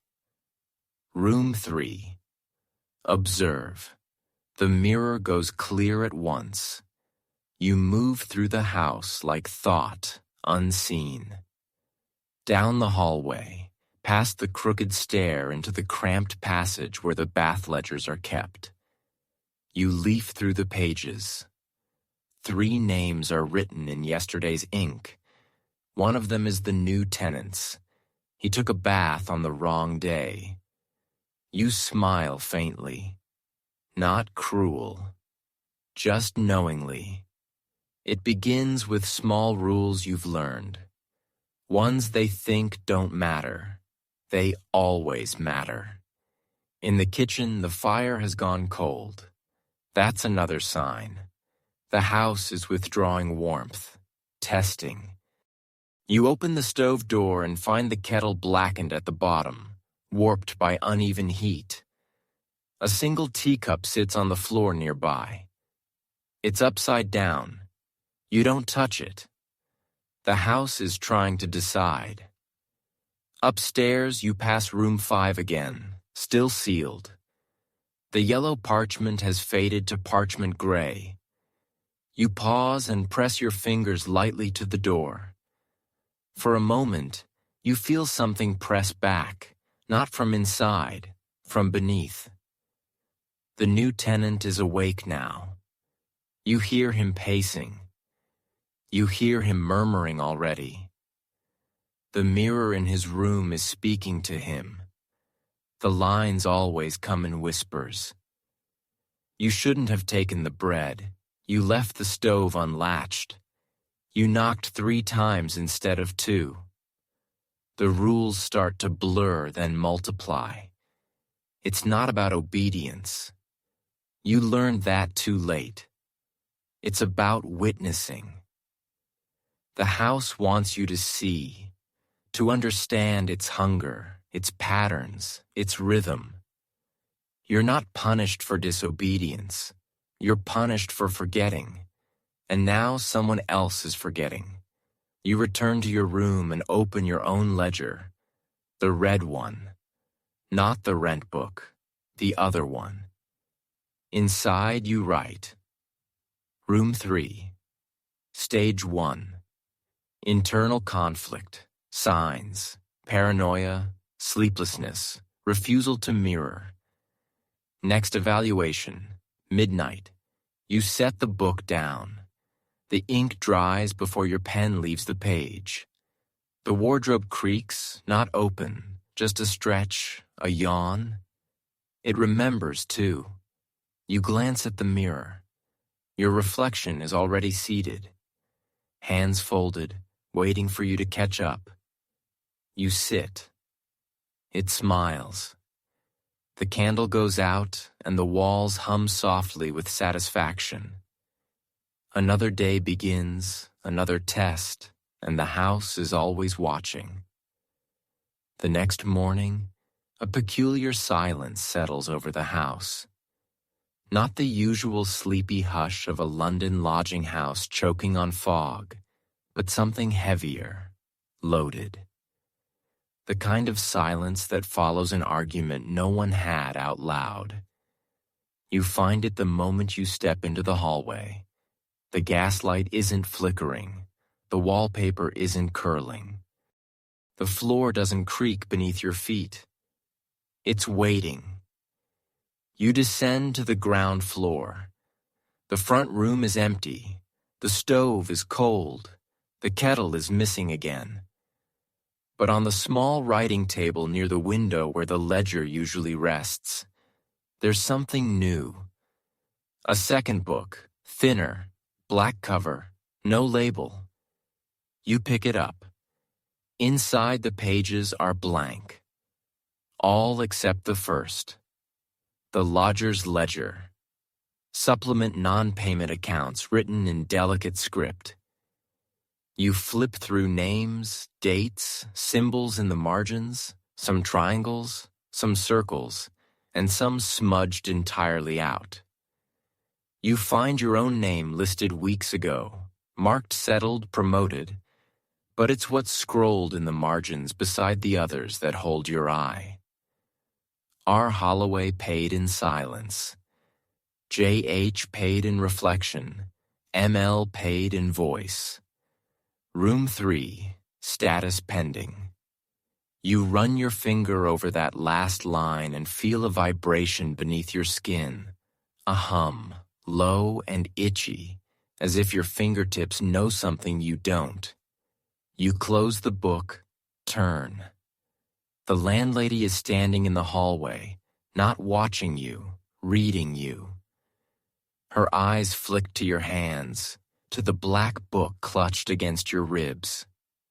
She says nothing, just nods once, then steps into the wall again, fading without flourish, like a memory you're not sure you really had. You return to your room. Room 3's door is still shut. The new lodger hasn't emerged. You decide to check. You knock. No answer. You knock again. Once. Pause. Then twice, just like the rules prefer. The door creaks open. The room is dark. You step inside. The window is shut. The mirror is shattered. The wardrobe is open but empty. In the center of the floor sits a single item, a chair. And on that chair, a rent coin, shiny, untouched. You step forward, heart slowing 'cause the rent was never paid. Not really. The house doesn't want money. It wants memory. You lift the coin and examine it. One side is smooth, the other bears a mark, a triangle of 3 dots. Inside it, a 4th separate. You feel it now clearer than ever. The house doesn't punish disobedience. It punishes loneliness. The dots are people or were. And that 4th one, the one apart, it's you still observing, still resisting, still outside for now. You leave room 3 and shut the door behind you gently this time. No sound, no echo. The coin remains in your pocket, heavier than any metal has a right to be. The dots etched into it throb faintly with warmth, like a living heartbeat tucked under brass. Back in your own room, the mirror is blank, not fogged, not cracked, just neutral, a surface waiting for a decision. You don't look into it. Instead, you turn to the wardrobe. You haven't opened it today. It's open anyway. Inside, hanging where no clothing ever dares remain, is a small black notebook tied with twine. It's been placed precisely, deliberately. The twine has 3 knots. You untie them without thinking. The pages smell like old matches and lilac. The writing begins halfway through. When memory runs out, the house chooses the best witness. You flip forward. Best witness becomes record keeper. Record keeper becomes mirror. Mirror becomes mouth. You pause. Then one more line. The mouth must be fed. The twine slips from your fingers suddenly. You understand why the mirror sometimes speaks even when it reflects nothing. Why the wardrobe opens when no one touches it. Why names disappear from ledgers but the house remembers. It's not punishing for fun. It's preserving. Every breach, every mistake, every unspoken fear, it all becomes part of the architecture. And once you become useful enough, the house uses you to speak itself. Downstairs a door slams, then another. Footsteps rushed, heavy. You step into the hallway just in time to see the new lodger fleeing. Boots striking the steps in chaos, a satchel flapping open, breath ragged, panic sharp on the air. He reaches the front door, grabs the knob, yanks. Nothing. You could have told him. No one leaves unless the house lets them, but you just watch. He slams his fist against the wood, shouts something you can't quite hear, and then the floor swells beneath him. Not visibly, not physically, but it shifts like the house inhales beneath his feet. He falls, catches himself on the stair rail, stares at the mirror beside the door. It fogs, then clears, revealing not his reflection, but yours. He recoils, looks up at the ceiling like he understands too late, and the gas light above him flickers out. When you return to your room, the ledger is open on your pillow.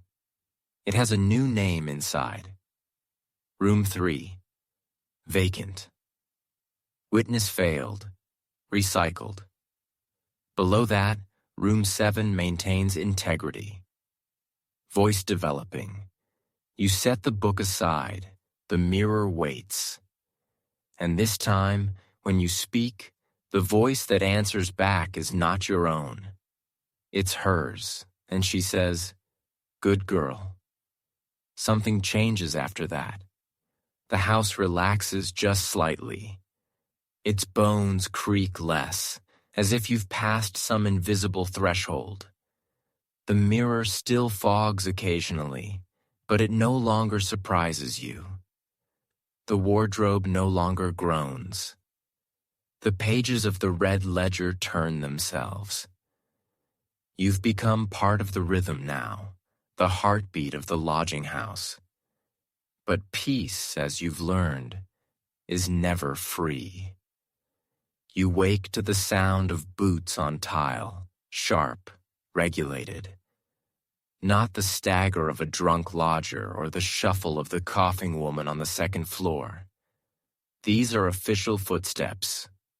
Policemen, you know it before the knock even comes. Bang, bang, bang. Not the soft 3-tap code of the house. This is foreign government interruption. You slip into the hallway before the others can react. The front door is open. 2 constables stand just beyond it, framed in daylight like statues brought to life. One of them has a notebook. The other has gloves. "Rent ledger," the first one says without greeting, "and your list of current lodgers." Your hand twitches. The landlady would normally handle this, but of course you are the landlady now. You nod calm, professional. Of course, you fetch the rent book, not the red ledger, and hand it over. He flips through it with the same disinterest you once reserved for job listings and missed mail. "We received another report," he mutters. "Missing persons." The second officer glances around the hallway, nose wrinkling. This place always smelled like vinegar and soot. You smile politely. Only on good days. He smirks, then steps past you, scanning the walls, the stairs, the doors. They never see what they're supposed to. They never look up. The first officer points to a name in the book.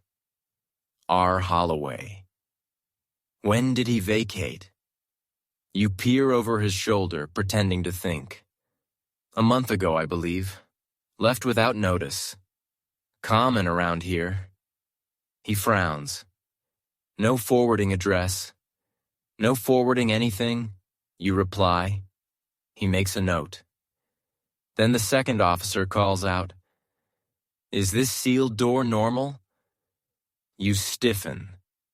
Room 5, you keep your tone even. Structural issue. Waiting for a repairman. He nods and moves on. They leave not long after, muttering to each other about damp and how it's always these sorts of places. You close the door behind them. Bolt it. The mirror in the hallway fogs over immediately. 4 words appear in your own handwriting. Do not trust uniforms. You sigh. I didn't. The fog fades. But the house isn't done. A moment later, you find something new at the foot of the stairs. Small, folded, a paper badge, police issue fresh. It hadn't been there before. You bend to pick it up but hesitate. Instead, you knock on the stair tread beside it. Twice, then wait. A whisper answers from beneath the floorboards. He's still here. You back away. The badge vanishes, and from somewhere within the walls, a cough begins again. Wet, persistent, familiar. You look up toward the attic and understand. The house let them in, but it did not let them leave. That night, the house is quieter than usual, not peaceful, waiting. You stay in your room, candle unlit. The dark is gentler than the truth right now. Somewhere above you, the attic groans softly, like it's turning in its sleep or remembering something unpleasant. The mirror across from your bed has stopped fogging. It's not empty. It's alert, reflecting more than it should. When you move, your reflection hesitates. When you blink, it doesn't always follow. But the house wants something else from you now. Not obedience, not silence, judgment. You realize it when the mirror clears completely and a new message appears at the bottom corner in fresh black ink, despite no hand having written it. Room 4. Breach suspected. Verify. You resist just for a moment, because even now a part of you remembers what it was like to be the one watched, the one monitored, the one who didn't understand the rules until it was too late. But the house has no patience for sentiment. You hear a creak just behind the wardrobe, a reminder, so you obey. Room 4 is on the second floor. It used to belong to a seamstress with a sweet tooth and a collection of broken clocks. Now it houses someone else. Quiet, careful, but always too curious. You knock 2 times. Pause. 1 more.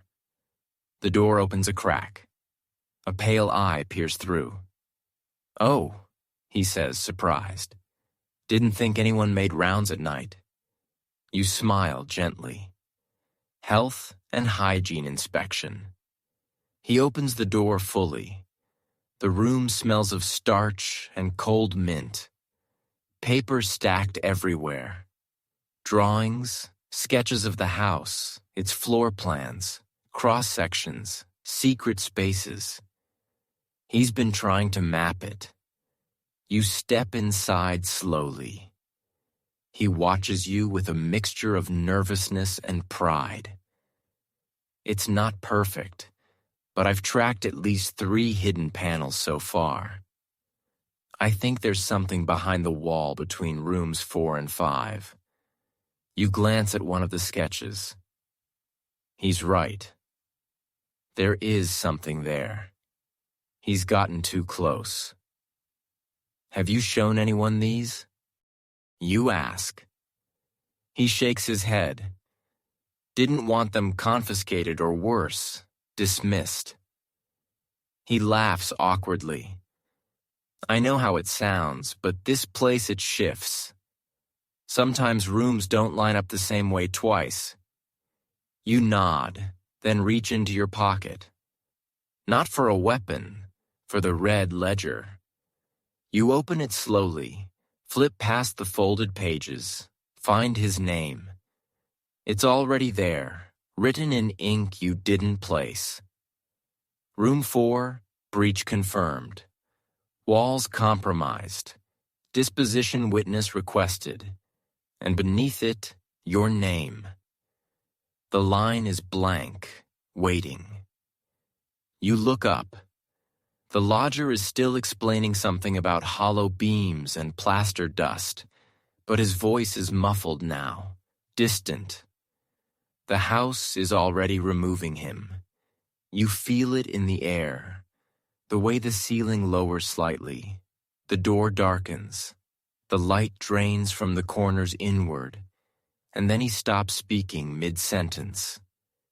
His mouth still open like a skipped frame in a film. He's gone. The room is empty.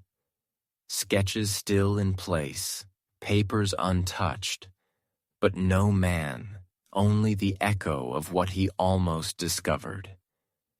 You close the ledger, and as you step back into the hallway, you hear the door behind you seal shut. The wallpaper smooths itself, and from behind the plaster, something sighs. Thank you. The house is satisfied for now. You dream again, but this one is different. You're walking through the house, but it's upside down. The chandeliers are under your feet. The stairs spiral into the ceiling, and the rooms are labeled not with numbers, but with memories. Shame, guilt, fear, silence. In one, you see yourself curled into a corner, coughing. In another, you're already behind the ledger desk, staring out through mirror glass that no longer reflects. You wake to find a tray at your door. This is new. There's no note, just a bowl of stew, a crust of bread, and a teacup steaming gently with a single red petal floating on top. You don't touch it. You've seen enough cups in this house to know better.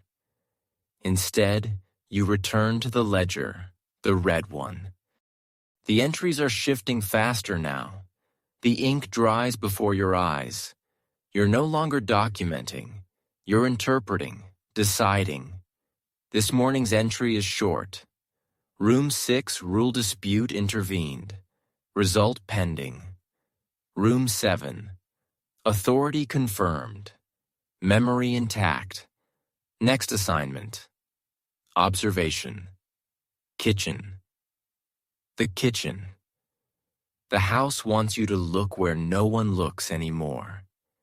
You descend the stairs slowly, and for the first time in days, you notice the house is hungry. Not just metaphorically. The wallpaper is peeling in long tongue-like strips. The carpet has worn down in a perfect circle around the dining table. Even the gas light over the stove flickers like a dying eye. And the tenants, they're whispering, huddled. Their faces turned not toward one another, but toward the floor, as if the boards themselves might listen. You step into the room. Every fork on the table stops clinking.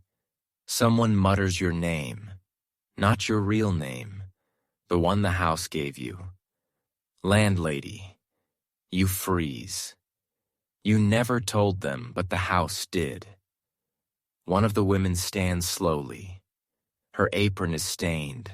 Her hands tremble. I saw what happened to the man from room 4, she says. I saw you go in and I saw you come out. You don't speak. She takes a step closer. You're the one deciding now, aren't you? Your hand tightens around the spine of the ledger. She smiles, not in fear, in defiance. I want to make a statement, she says. A complaint. She reaches into her apron pocket and pulls out a folded note. Hands it to you. The room holds its breath. You open it. Inside, written in careful block letters. I know about the red ledger. I've seen what's in the walls. I will not be silent. The candle flickers once, then twice, then out. In the sudden dark, a voice speaks. From the ceiling, from the floor, from inside you. Witness breach in progress. Commence restructuring. You open your mouth to warn her. Too late. The wallpaper behind her opens like wet paper. A shape emerges. Tall, faceless, wrapped in ledger pages. It reaches. The woman doesn't scream. She just steps backward into the dark and disappears. The wall seals shut. The kitchen returns to stillness. No one moves. You fold the note, place it into the ledger, and write beneath her name. Complaint received, memory filed, vacancy available. Then, in your own hand, something you've never written before. Regret. Yes, you sit alone in the kitchen long after the others have fled. The candle is relit, the table reset. The teacup from your doorstep has appeared again. This time at your elbow, still steaming, the red petal drifting gently in the center. You still don't drink it. You place the ledger on the table and run your fingers down the latest entry. The words seem to shimmer. Not from magic, but from memory, like heat rising off a summer road. They shimmer because they're true. The house only records what it believes. And you're starting to believe it too. The rules were never fixed. The lines between punishment and preservation blur more with every name you write. You used to wonder what kind of intelligence the house held. Now you realize it doesn't think like a person. It thinks like a system, self-correcting, evolving. It forgets nothing, forgives rarely, and rewards only those who remember. And tonight, for the first time, you don't want to remember. You rise and walk back toward the stairs. You don't notice the painting in the hallway at first because there wasn't one before. It's of a dining table full of faceless people, all posed mid-bite. One figure at the head is raising a cup. Wearing your coat, you keep walking. Back in your room, the mirror is no longer flat. It bulges slightly at the center like glass under pressure. Your reflection moves before you do now. Its smile is too patient. You open the wardrobe. Inside the coat you haven't worn since your arrival hangs, freshly pressed. Beneath it, a pair of black leather gloves. Not yours, but waiting. The house is dressing you for something. You feel it. When you check the red ledger, a new section has appeared. Unlabeled, blank, waiting for your words. You hesitate. Then you write, I remember what it was like to be afraid. I remember what it was like to knock. I remember what it cost to speak. And I know what I've become. The page does not absorb the ink right away. It trembles. And then a new message writes itself beneath yours. Awareness confirmed. Roles stabilized. Voice integrated. You snap the ledger shut. Then stare at the mirror. The crack is back. And this time you know it isn't a flaw. It's a mouth. The voice that emerges from it is yours, a perfect replica. But the words it speaks are not. Tomorrow room 2 will disappear. Prepare the replacement. You don't argue, you don't resist. But deep in your chest, something folds inward. Some part of you that once hoped for escape or at least for sleep. You lie down without changing. You dream of red paper, numbered keys. You dream of floors rearranging themselves. And you dream of knocking on your own door asking to be let out. But no one answers because the house already has what it needs from you.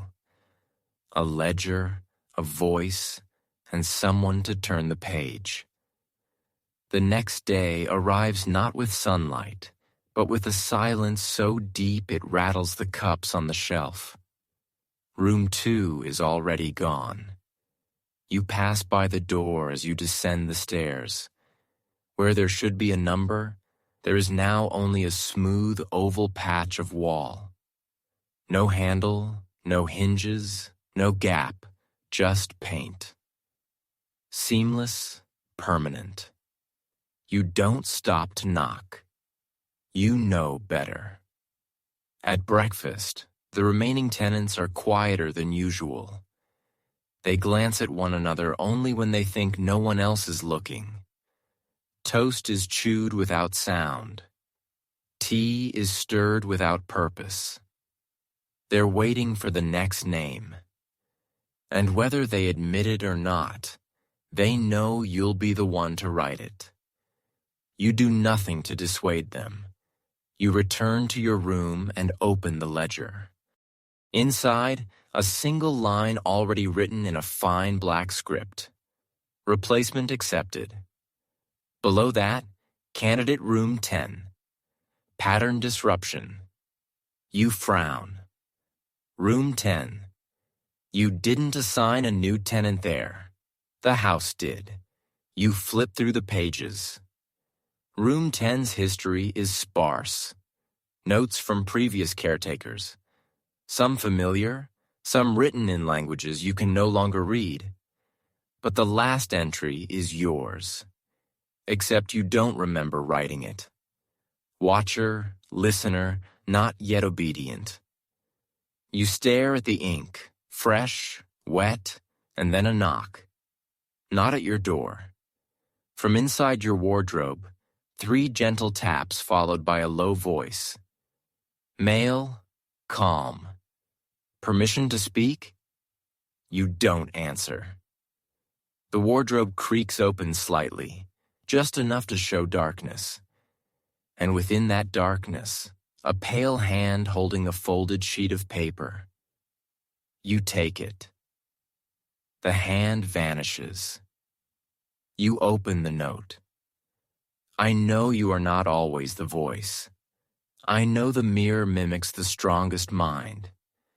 And I know this house is not unbreakable. No name, no room number, but you know it came from room 10. You light a match, burn the note in the saucer by the bed, and breathe in the smoke like incense. The house doesn't respond. Not right away. But the mirror ripples once, then settles. You go downstairs. Room 10 is at the far end of the second hallway, past the cracked window and the stair that always groans one step too late. You knock. 2 taps. Pause. 1 more. The door opens. The man inside is young, 20s maybe. His face is familiar in the way everyone's face here eventually becomes. His expression is composed, but his hands are clenched into fists behind his back. You're early, he says. You tilt your head. You expected me? He nods. I left the note and the tea in the ledger entry. You narrow your eyes. I didn't expect you to admit it. He smiles. I'm not afraid of the house. You step inside. The walls of room 10 are covered in charcoal markings. Notes, arrows, drawings of the architecture like an autopsy in progress. He's been mapping the house from inside. Why? He shrugs. Because it watches, and I like to watch back.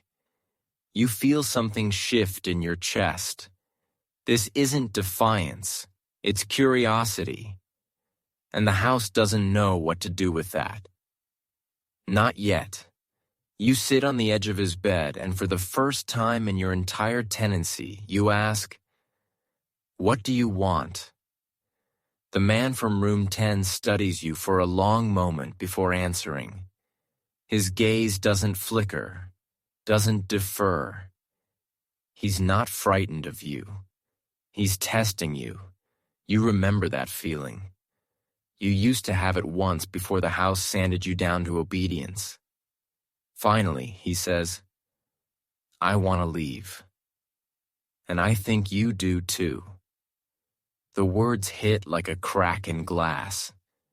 You laugh softly. You don't understand. No one leaves. He stands calm. That's what they said about the workhouse, about the mines, about the plague wards. But people did. Someone always finds the hole in the wall. You almost admire him. Almost. But admiration is dangerous here. You glance at the mirror above his mantel. It's blank. Too blank. The house is listening. Be careful what you say, you whisper. I am careful, he replies. I don't say it out loud. He pulls a small scrap of paper from his sleeve and presses it into your hand, written in faint charcoal, barely legible. When the house breathes, count 3, then step. You frown.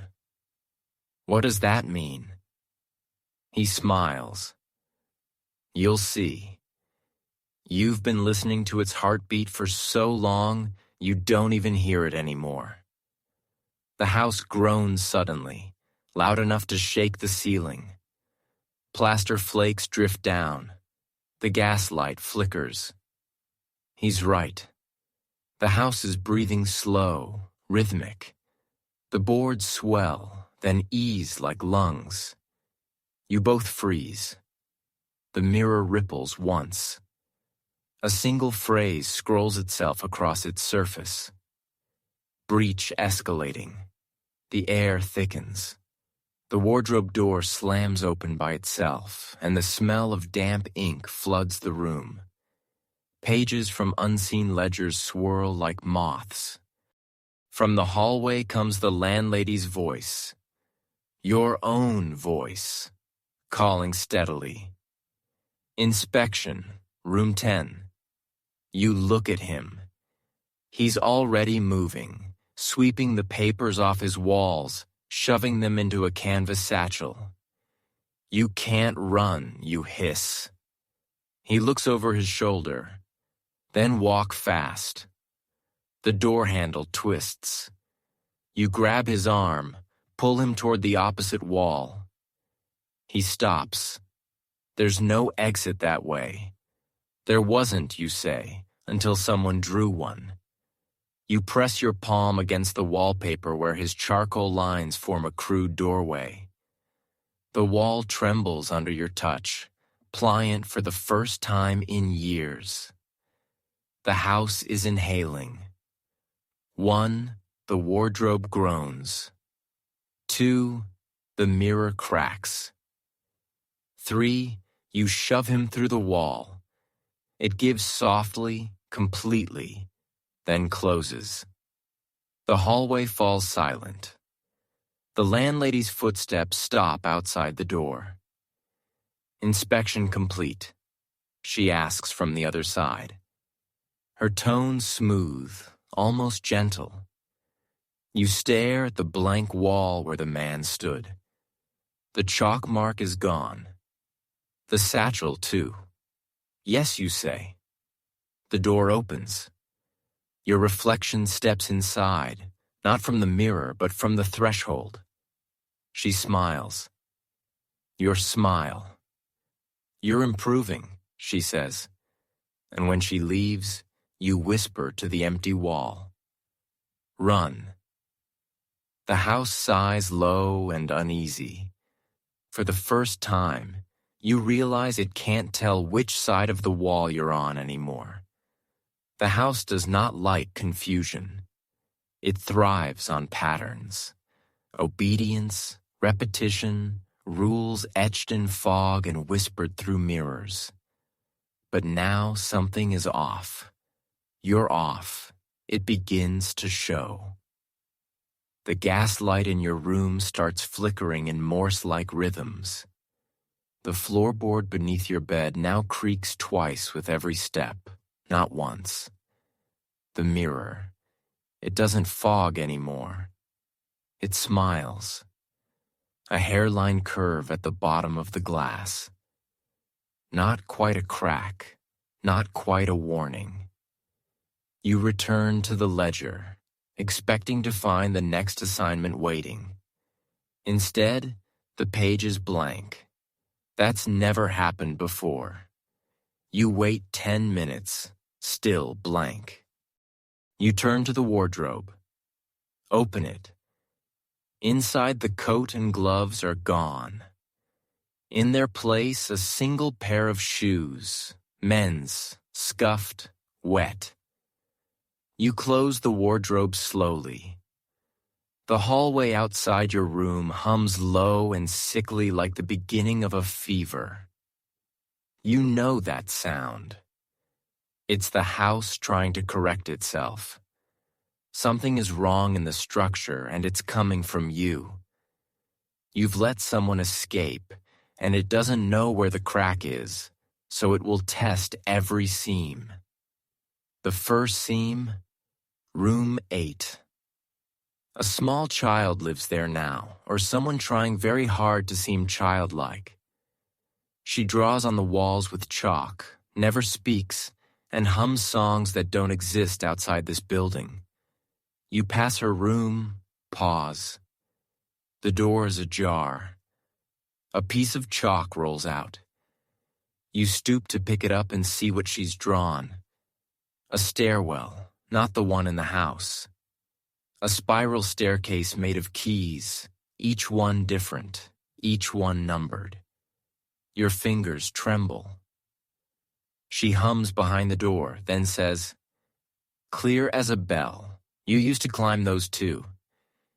You don't respond. You walk on. The second seam, room 9. It's empty, always has been. But today, the door is open. You step inside. The room is dark, windowless, the air thick as syrup. On the floor, a row of chairs, all facing a blank wall. You know this room? It wasn't here before. It's from the dream, the upside-down house, the labeled rooms.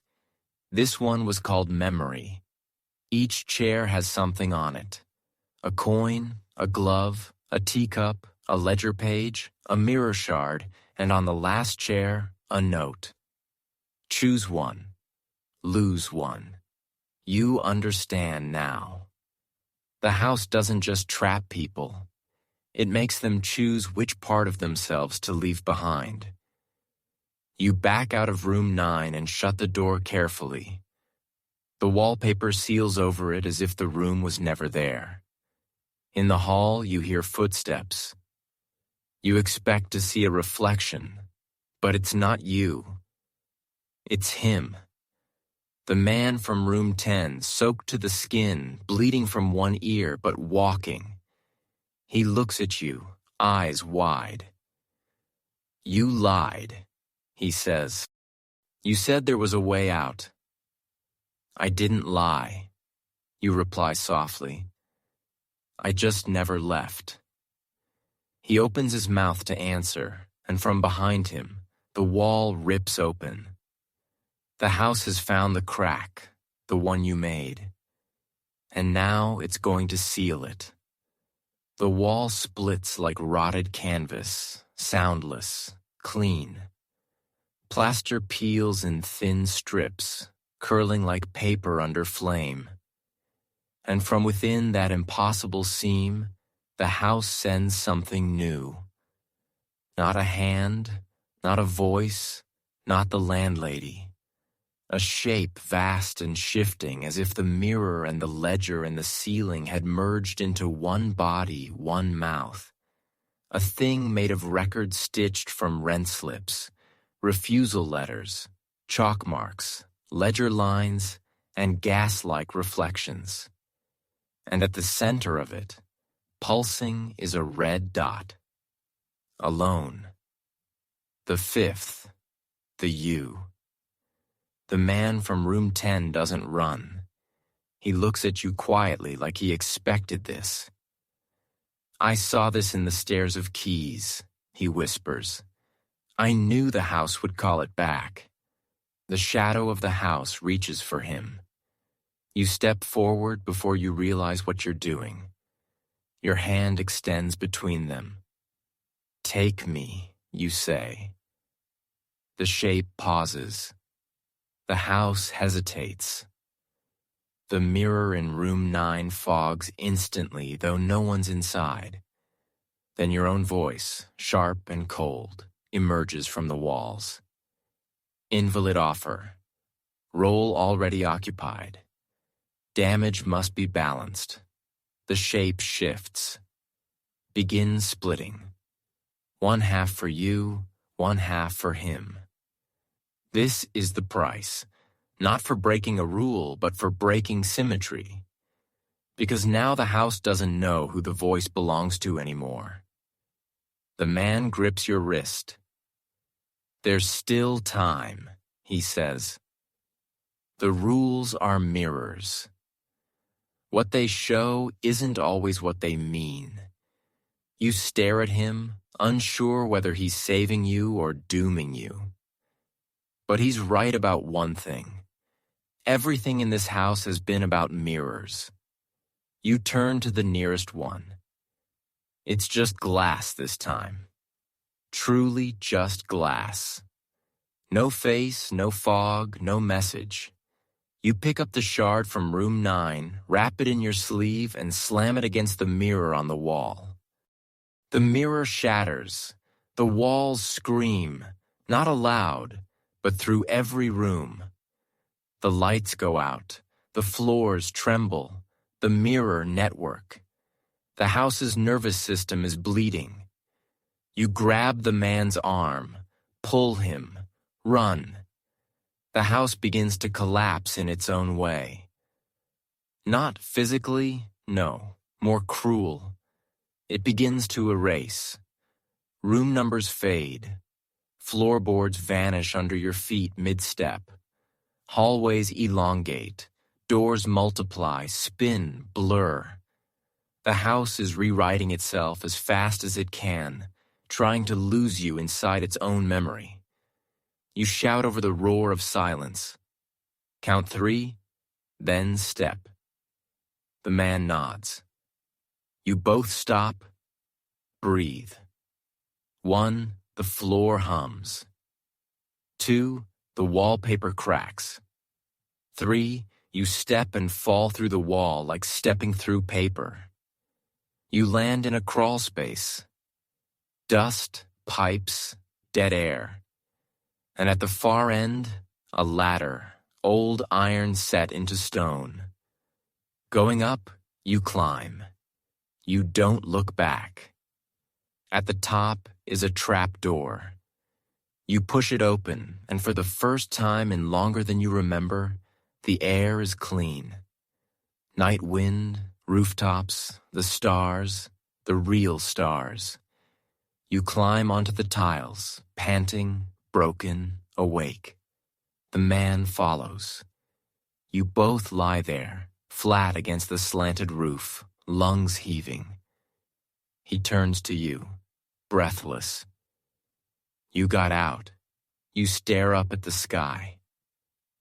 No, you whisper. I got the house to forget. You lie on the roof, blinking up at the stars like it's your first night under them. Maybe it is.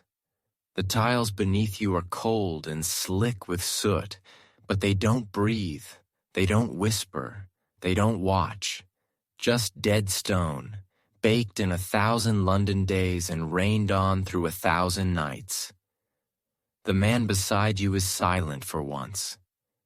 You both listen, not for voices in the walls, but for their absence, and then a door slams far below. A scream rises, not of pain, of eviction. You both sit up at once. Below, on the cobbled street, the house's front door has burst open. Its hinges shriek as it exhales. Not smoke, not fire, but belongings. A trunk, a tea tin, a stack of letters tied with string, a worn glove, a toothbrush, all flung onto the street like discarded groceries. Then a final sound. Something soft, a blanket, a bundle. You know what it is before you look. An evicted tenant. You can't see the face from this height, but you recognize the posture. Curled, shivering, clutching, nothing. The house has made its decision. You look at the man beside you. He's already standing. Who was it? He says. You already know. Room 11. The woman who never spoke, who only blinked twice when spoken to. The one who embroidered words into pillowcases and left them under other doors. She knew something, and she never asked permission to share it. Now the house has removed her. Not taken, just rejected. The worst punishment of all. Because once it rejects you, the world outside doesn't know you were ever inside. You start to climb down the fire escape. The man follows. Halfway down, you stop because the fog is returning. Thick, slow, intentional, not weather, memory. You reach the bottom. The bundle of belongings is still there, but the tenant is gone. Just gone. No sound, no mark. The man steps forward, lifting a pillow from the heap. Embroidered into the seam. She's listening to you now. You turn back toward the building. It looks the same, but it isn't. The windows don't line up. The number above the door is gone. And where once there were gas lamps, now hang strange paper lanterns burning not with fire, but with a soft white glow that pulses faintly in sync with your own breath. The house has changed, not in form, in function. You didn't destroy it. You woke it. You feel it deep in your chest. A rhythm, a call. The house isn't angry, it's curious. You tried to run. It's wondering what you'll do next. The man looks at you. We can leave right now. You want to believe him, but your fingers are already tracing a pattern on the brick wall behind you. A triangle, then a dot, then a second. It forms on instinct, on memory, because deep inside, you know, even if you walk away, the house has already moved in with you.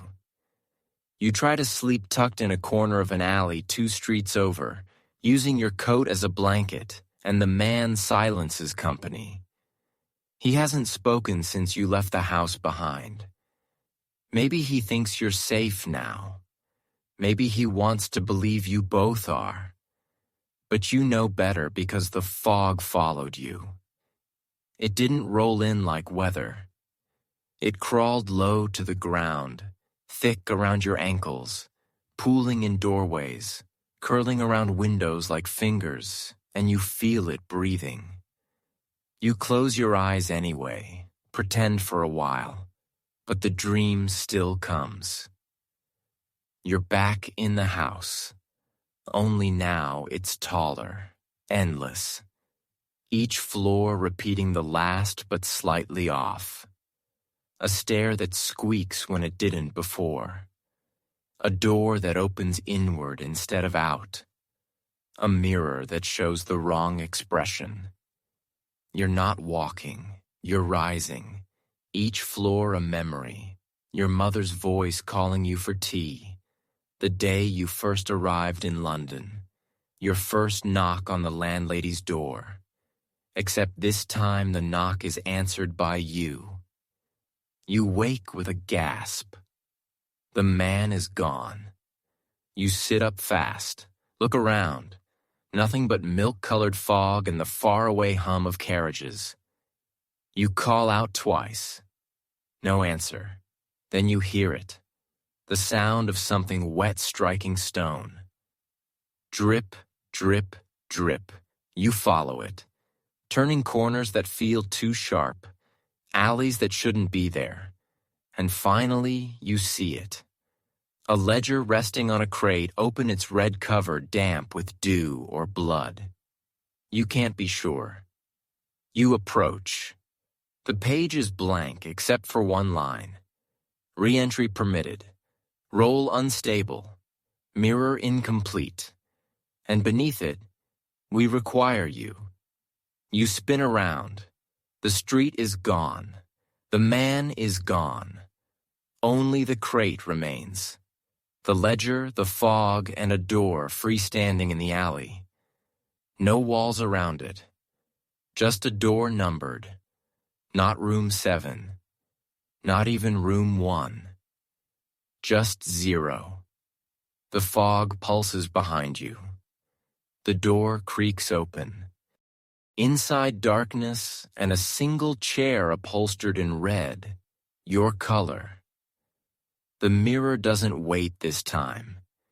It grows behind the door, floor to ceiling, reclaiming its space like ivy on brick. In the reflection, you see the man from room 10, but he's not outside. He's already seated in the room behind the mirror. He meets your eyes, raises his hand, taps 3 fingers against the glass. 1, 2, 3. The house is inviting you back. Not because it caught you, because it missed you. And now, as you stand alone, the truth curls around your thoughts like fog around your feet. You didn't escape the house. You taught it how to follow. You hesitate at the threshold of the freestanding door. Behind you, London hums, a fog-muffled orchestra of carriage wheels, hawkers calling half-heartedly, chimneys coughing black into an already gray sky. Ordinary, familiar, but distant, like you're hearing it through cotton in front of you. Nothing but that red chair, the mirror, and the silence of an invitation. The door doesn't close.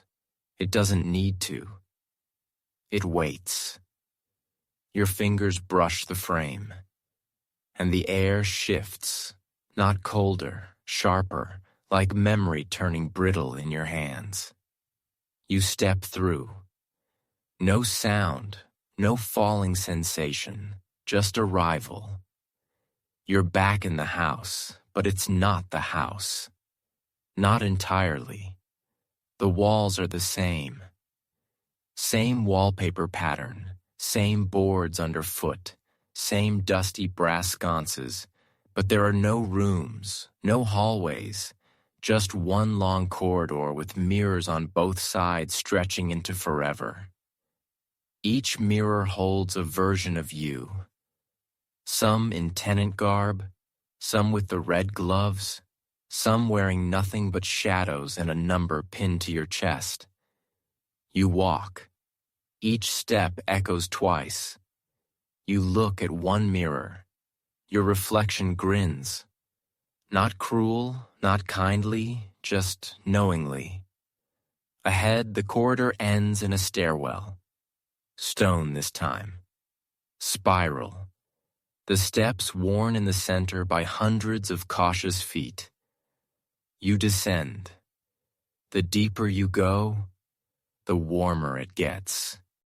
By the time you reach the landing, the air smells like tea and scorched paper. The room beyond is small, familiar. It's the first room you ever stayed in. Room 7, but different. The wallpaper is new. The mattress is plump. The wardrobe hums faintly but doesn't creak. And the mirror, it's whole, uncracked. You approach it slowly. Your reflection is waiting.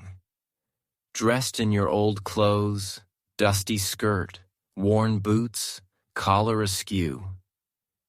She looks tired, like someone who's been searching for a door that doesn't exist. You touch the glass, she touches it too. A heartbeat behind, still not perfect. You turn to the desk. There's a note on it written in your own handwriting. You don't remember writing it. If you're reading this, the house has made its offer. It doesn't want obedience anymore. It wants authorship. You blink. Underneath the second line, the red ledger is now yours. Write carefully. It's listening. The room begins to pulse. The mirror fogs. And across its surface in delicate script, section read, begin entry. You sit at the desk. A pen waits. You open the new ledger, its cover embossed with a triangle and 5 dots. You touch the first page, and you feel the others. Every tenant, every watcher, every voice, all humming beneath the paper. You think about the man from room 10. You think about the girl with the chalk. You think about her, the version of you that never left. And you write, Entry 1. The house is no longer a trap. It is an archive. The mirror smiles, and the wardrobe creaks, not in warning, but in approval. You stay in room 7 for what feels like hours, though time in the house has always been more of a suggestion than a law. The air is still. The light from the gas sconce flickers gently, rhythmic, as if breathing alongside you. Not hostile, not cold, just aware. You finish your first page in the red ledger and close it softly.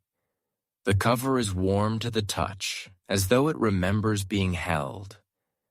From across the room, the mirror hums. A new word appears, scrolled in reverse across the glass. More. You sigh, not with exhaustion, but with understanding. The house doesn't need watchers anymore. It needs witnesses. And more importantly, it needs storytellers.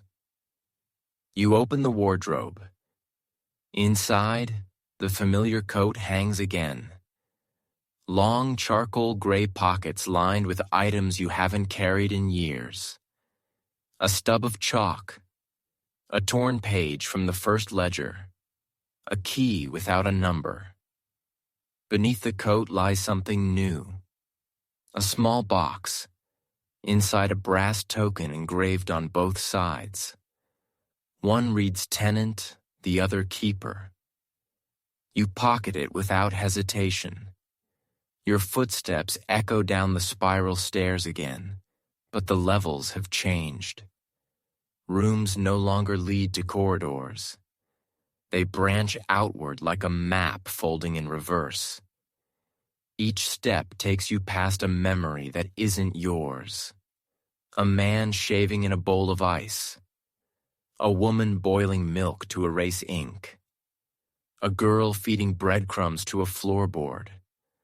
All tenants, all archived. You reach a hallway you've never seen before. The walls are lined with doors, each one ajar, each one numbered with symbols instead of digits. You step into the first. The room contains nothing but a rocking chair and a radio whispering static and rhythm with your breath. The second room, a bathtub filled with folded letters.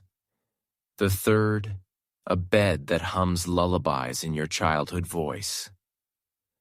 None of this is for you. None of it belongs to you. You're only passing through now, recording, not altering. You jot each scene in the ledger. Short entries, quick impressions. The more you write, the lighter your steps feel. You reach the end of the hall. There's one last door, unlabeled. When you enter, you recognize it instantly. The tea room, but instead of rows of tenants, it's full of mirrors. Dozens lined up on the tables like teacups, all facing the center. And in the center, a chair, red velvet, empty until you sit in it. And then, without movement, the mirrors begin to show your face. Not just now, all your faces. The hesitant tenant, the red-gloved watcher, the dreamer who almost escaped, the writer, the woman who taught the house how to change. You don't flinch, you smile. Because finally, it's clear. The house never needed obedience. It needed memory. And you've become its librarian. Somewhere deep in the foundations, a voice whispers, not from behind the walls, but from inside your spine. The fifth is awake. The house has softened, not in form, but in tone. Where once it bristled at touch, punished curiosity, and hissed secrets through the walls. Now it listens, or rather you listen, and it echoes back. You test this the next morning, if it is morning at all. The light in the corridor flickers to a gentle gray, as if mimicking dawn out of politeness. You speak aloud. Show me her room. No name, no number. But the house understands. The wallpaper shifts. A door appears precisely where the corridor had just ended. It's narrow, blue, unassuming. You step inside, and there it is. The room of the girl with the chalk. She's not there, but everything else is. The cracked slate she used to draw the mirror runes. The bundle of thread she'd kept tucked in her sleeve. The scratch symbols on the inside of the bed frame, one for each tenant she'd warned. You touch one of the marks. It vibrates softly as if recognizing you. You sit on the edge of her bed, pull out your ledger, and write her name or what you think it might have been. Chalk Girl. The moment you finish the last stroke, the room brightens. Her story is safe now, and so the room lets go. The chalk marks dissolve. The slate splits in two cleanly. The bed sighs. The house doesn't hoard anymore. It remembers through you. You return to the corridor. Another door forms. This one red, tall, heavy. You open it, expecting another memory. But instead, you find something else. A hallway lined with ledgers. Not yours. Thousands of them. Spines labeled with strange codes. Years, names, symbols you can't decipher yet. The air buzzes with recognition. This isn't the archive. It's the registry. Every tenant, every watcher, every room, every roll. You run your hand across a nearby shelf. Pull a volume at random. It hums against your palm. You open it. The pages are blank. Then slowly they begin to fill. Ink crawling across them like frost.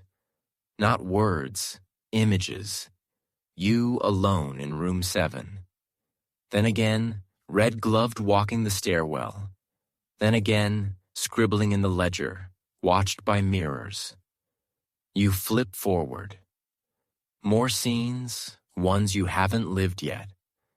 You close the book quickly. The house doesn't just remember, it foresees. You place the ledger back on the shelf, hands steady, but heart racing. For a long moment, you just breathe. And then you understand this isn't just about survival anymore. It never was. You're no longer a tenant or even a watcher. You're something new.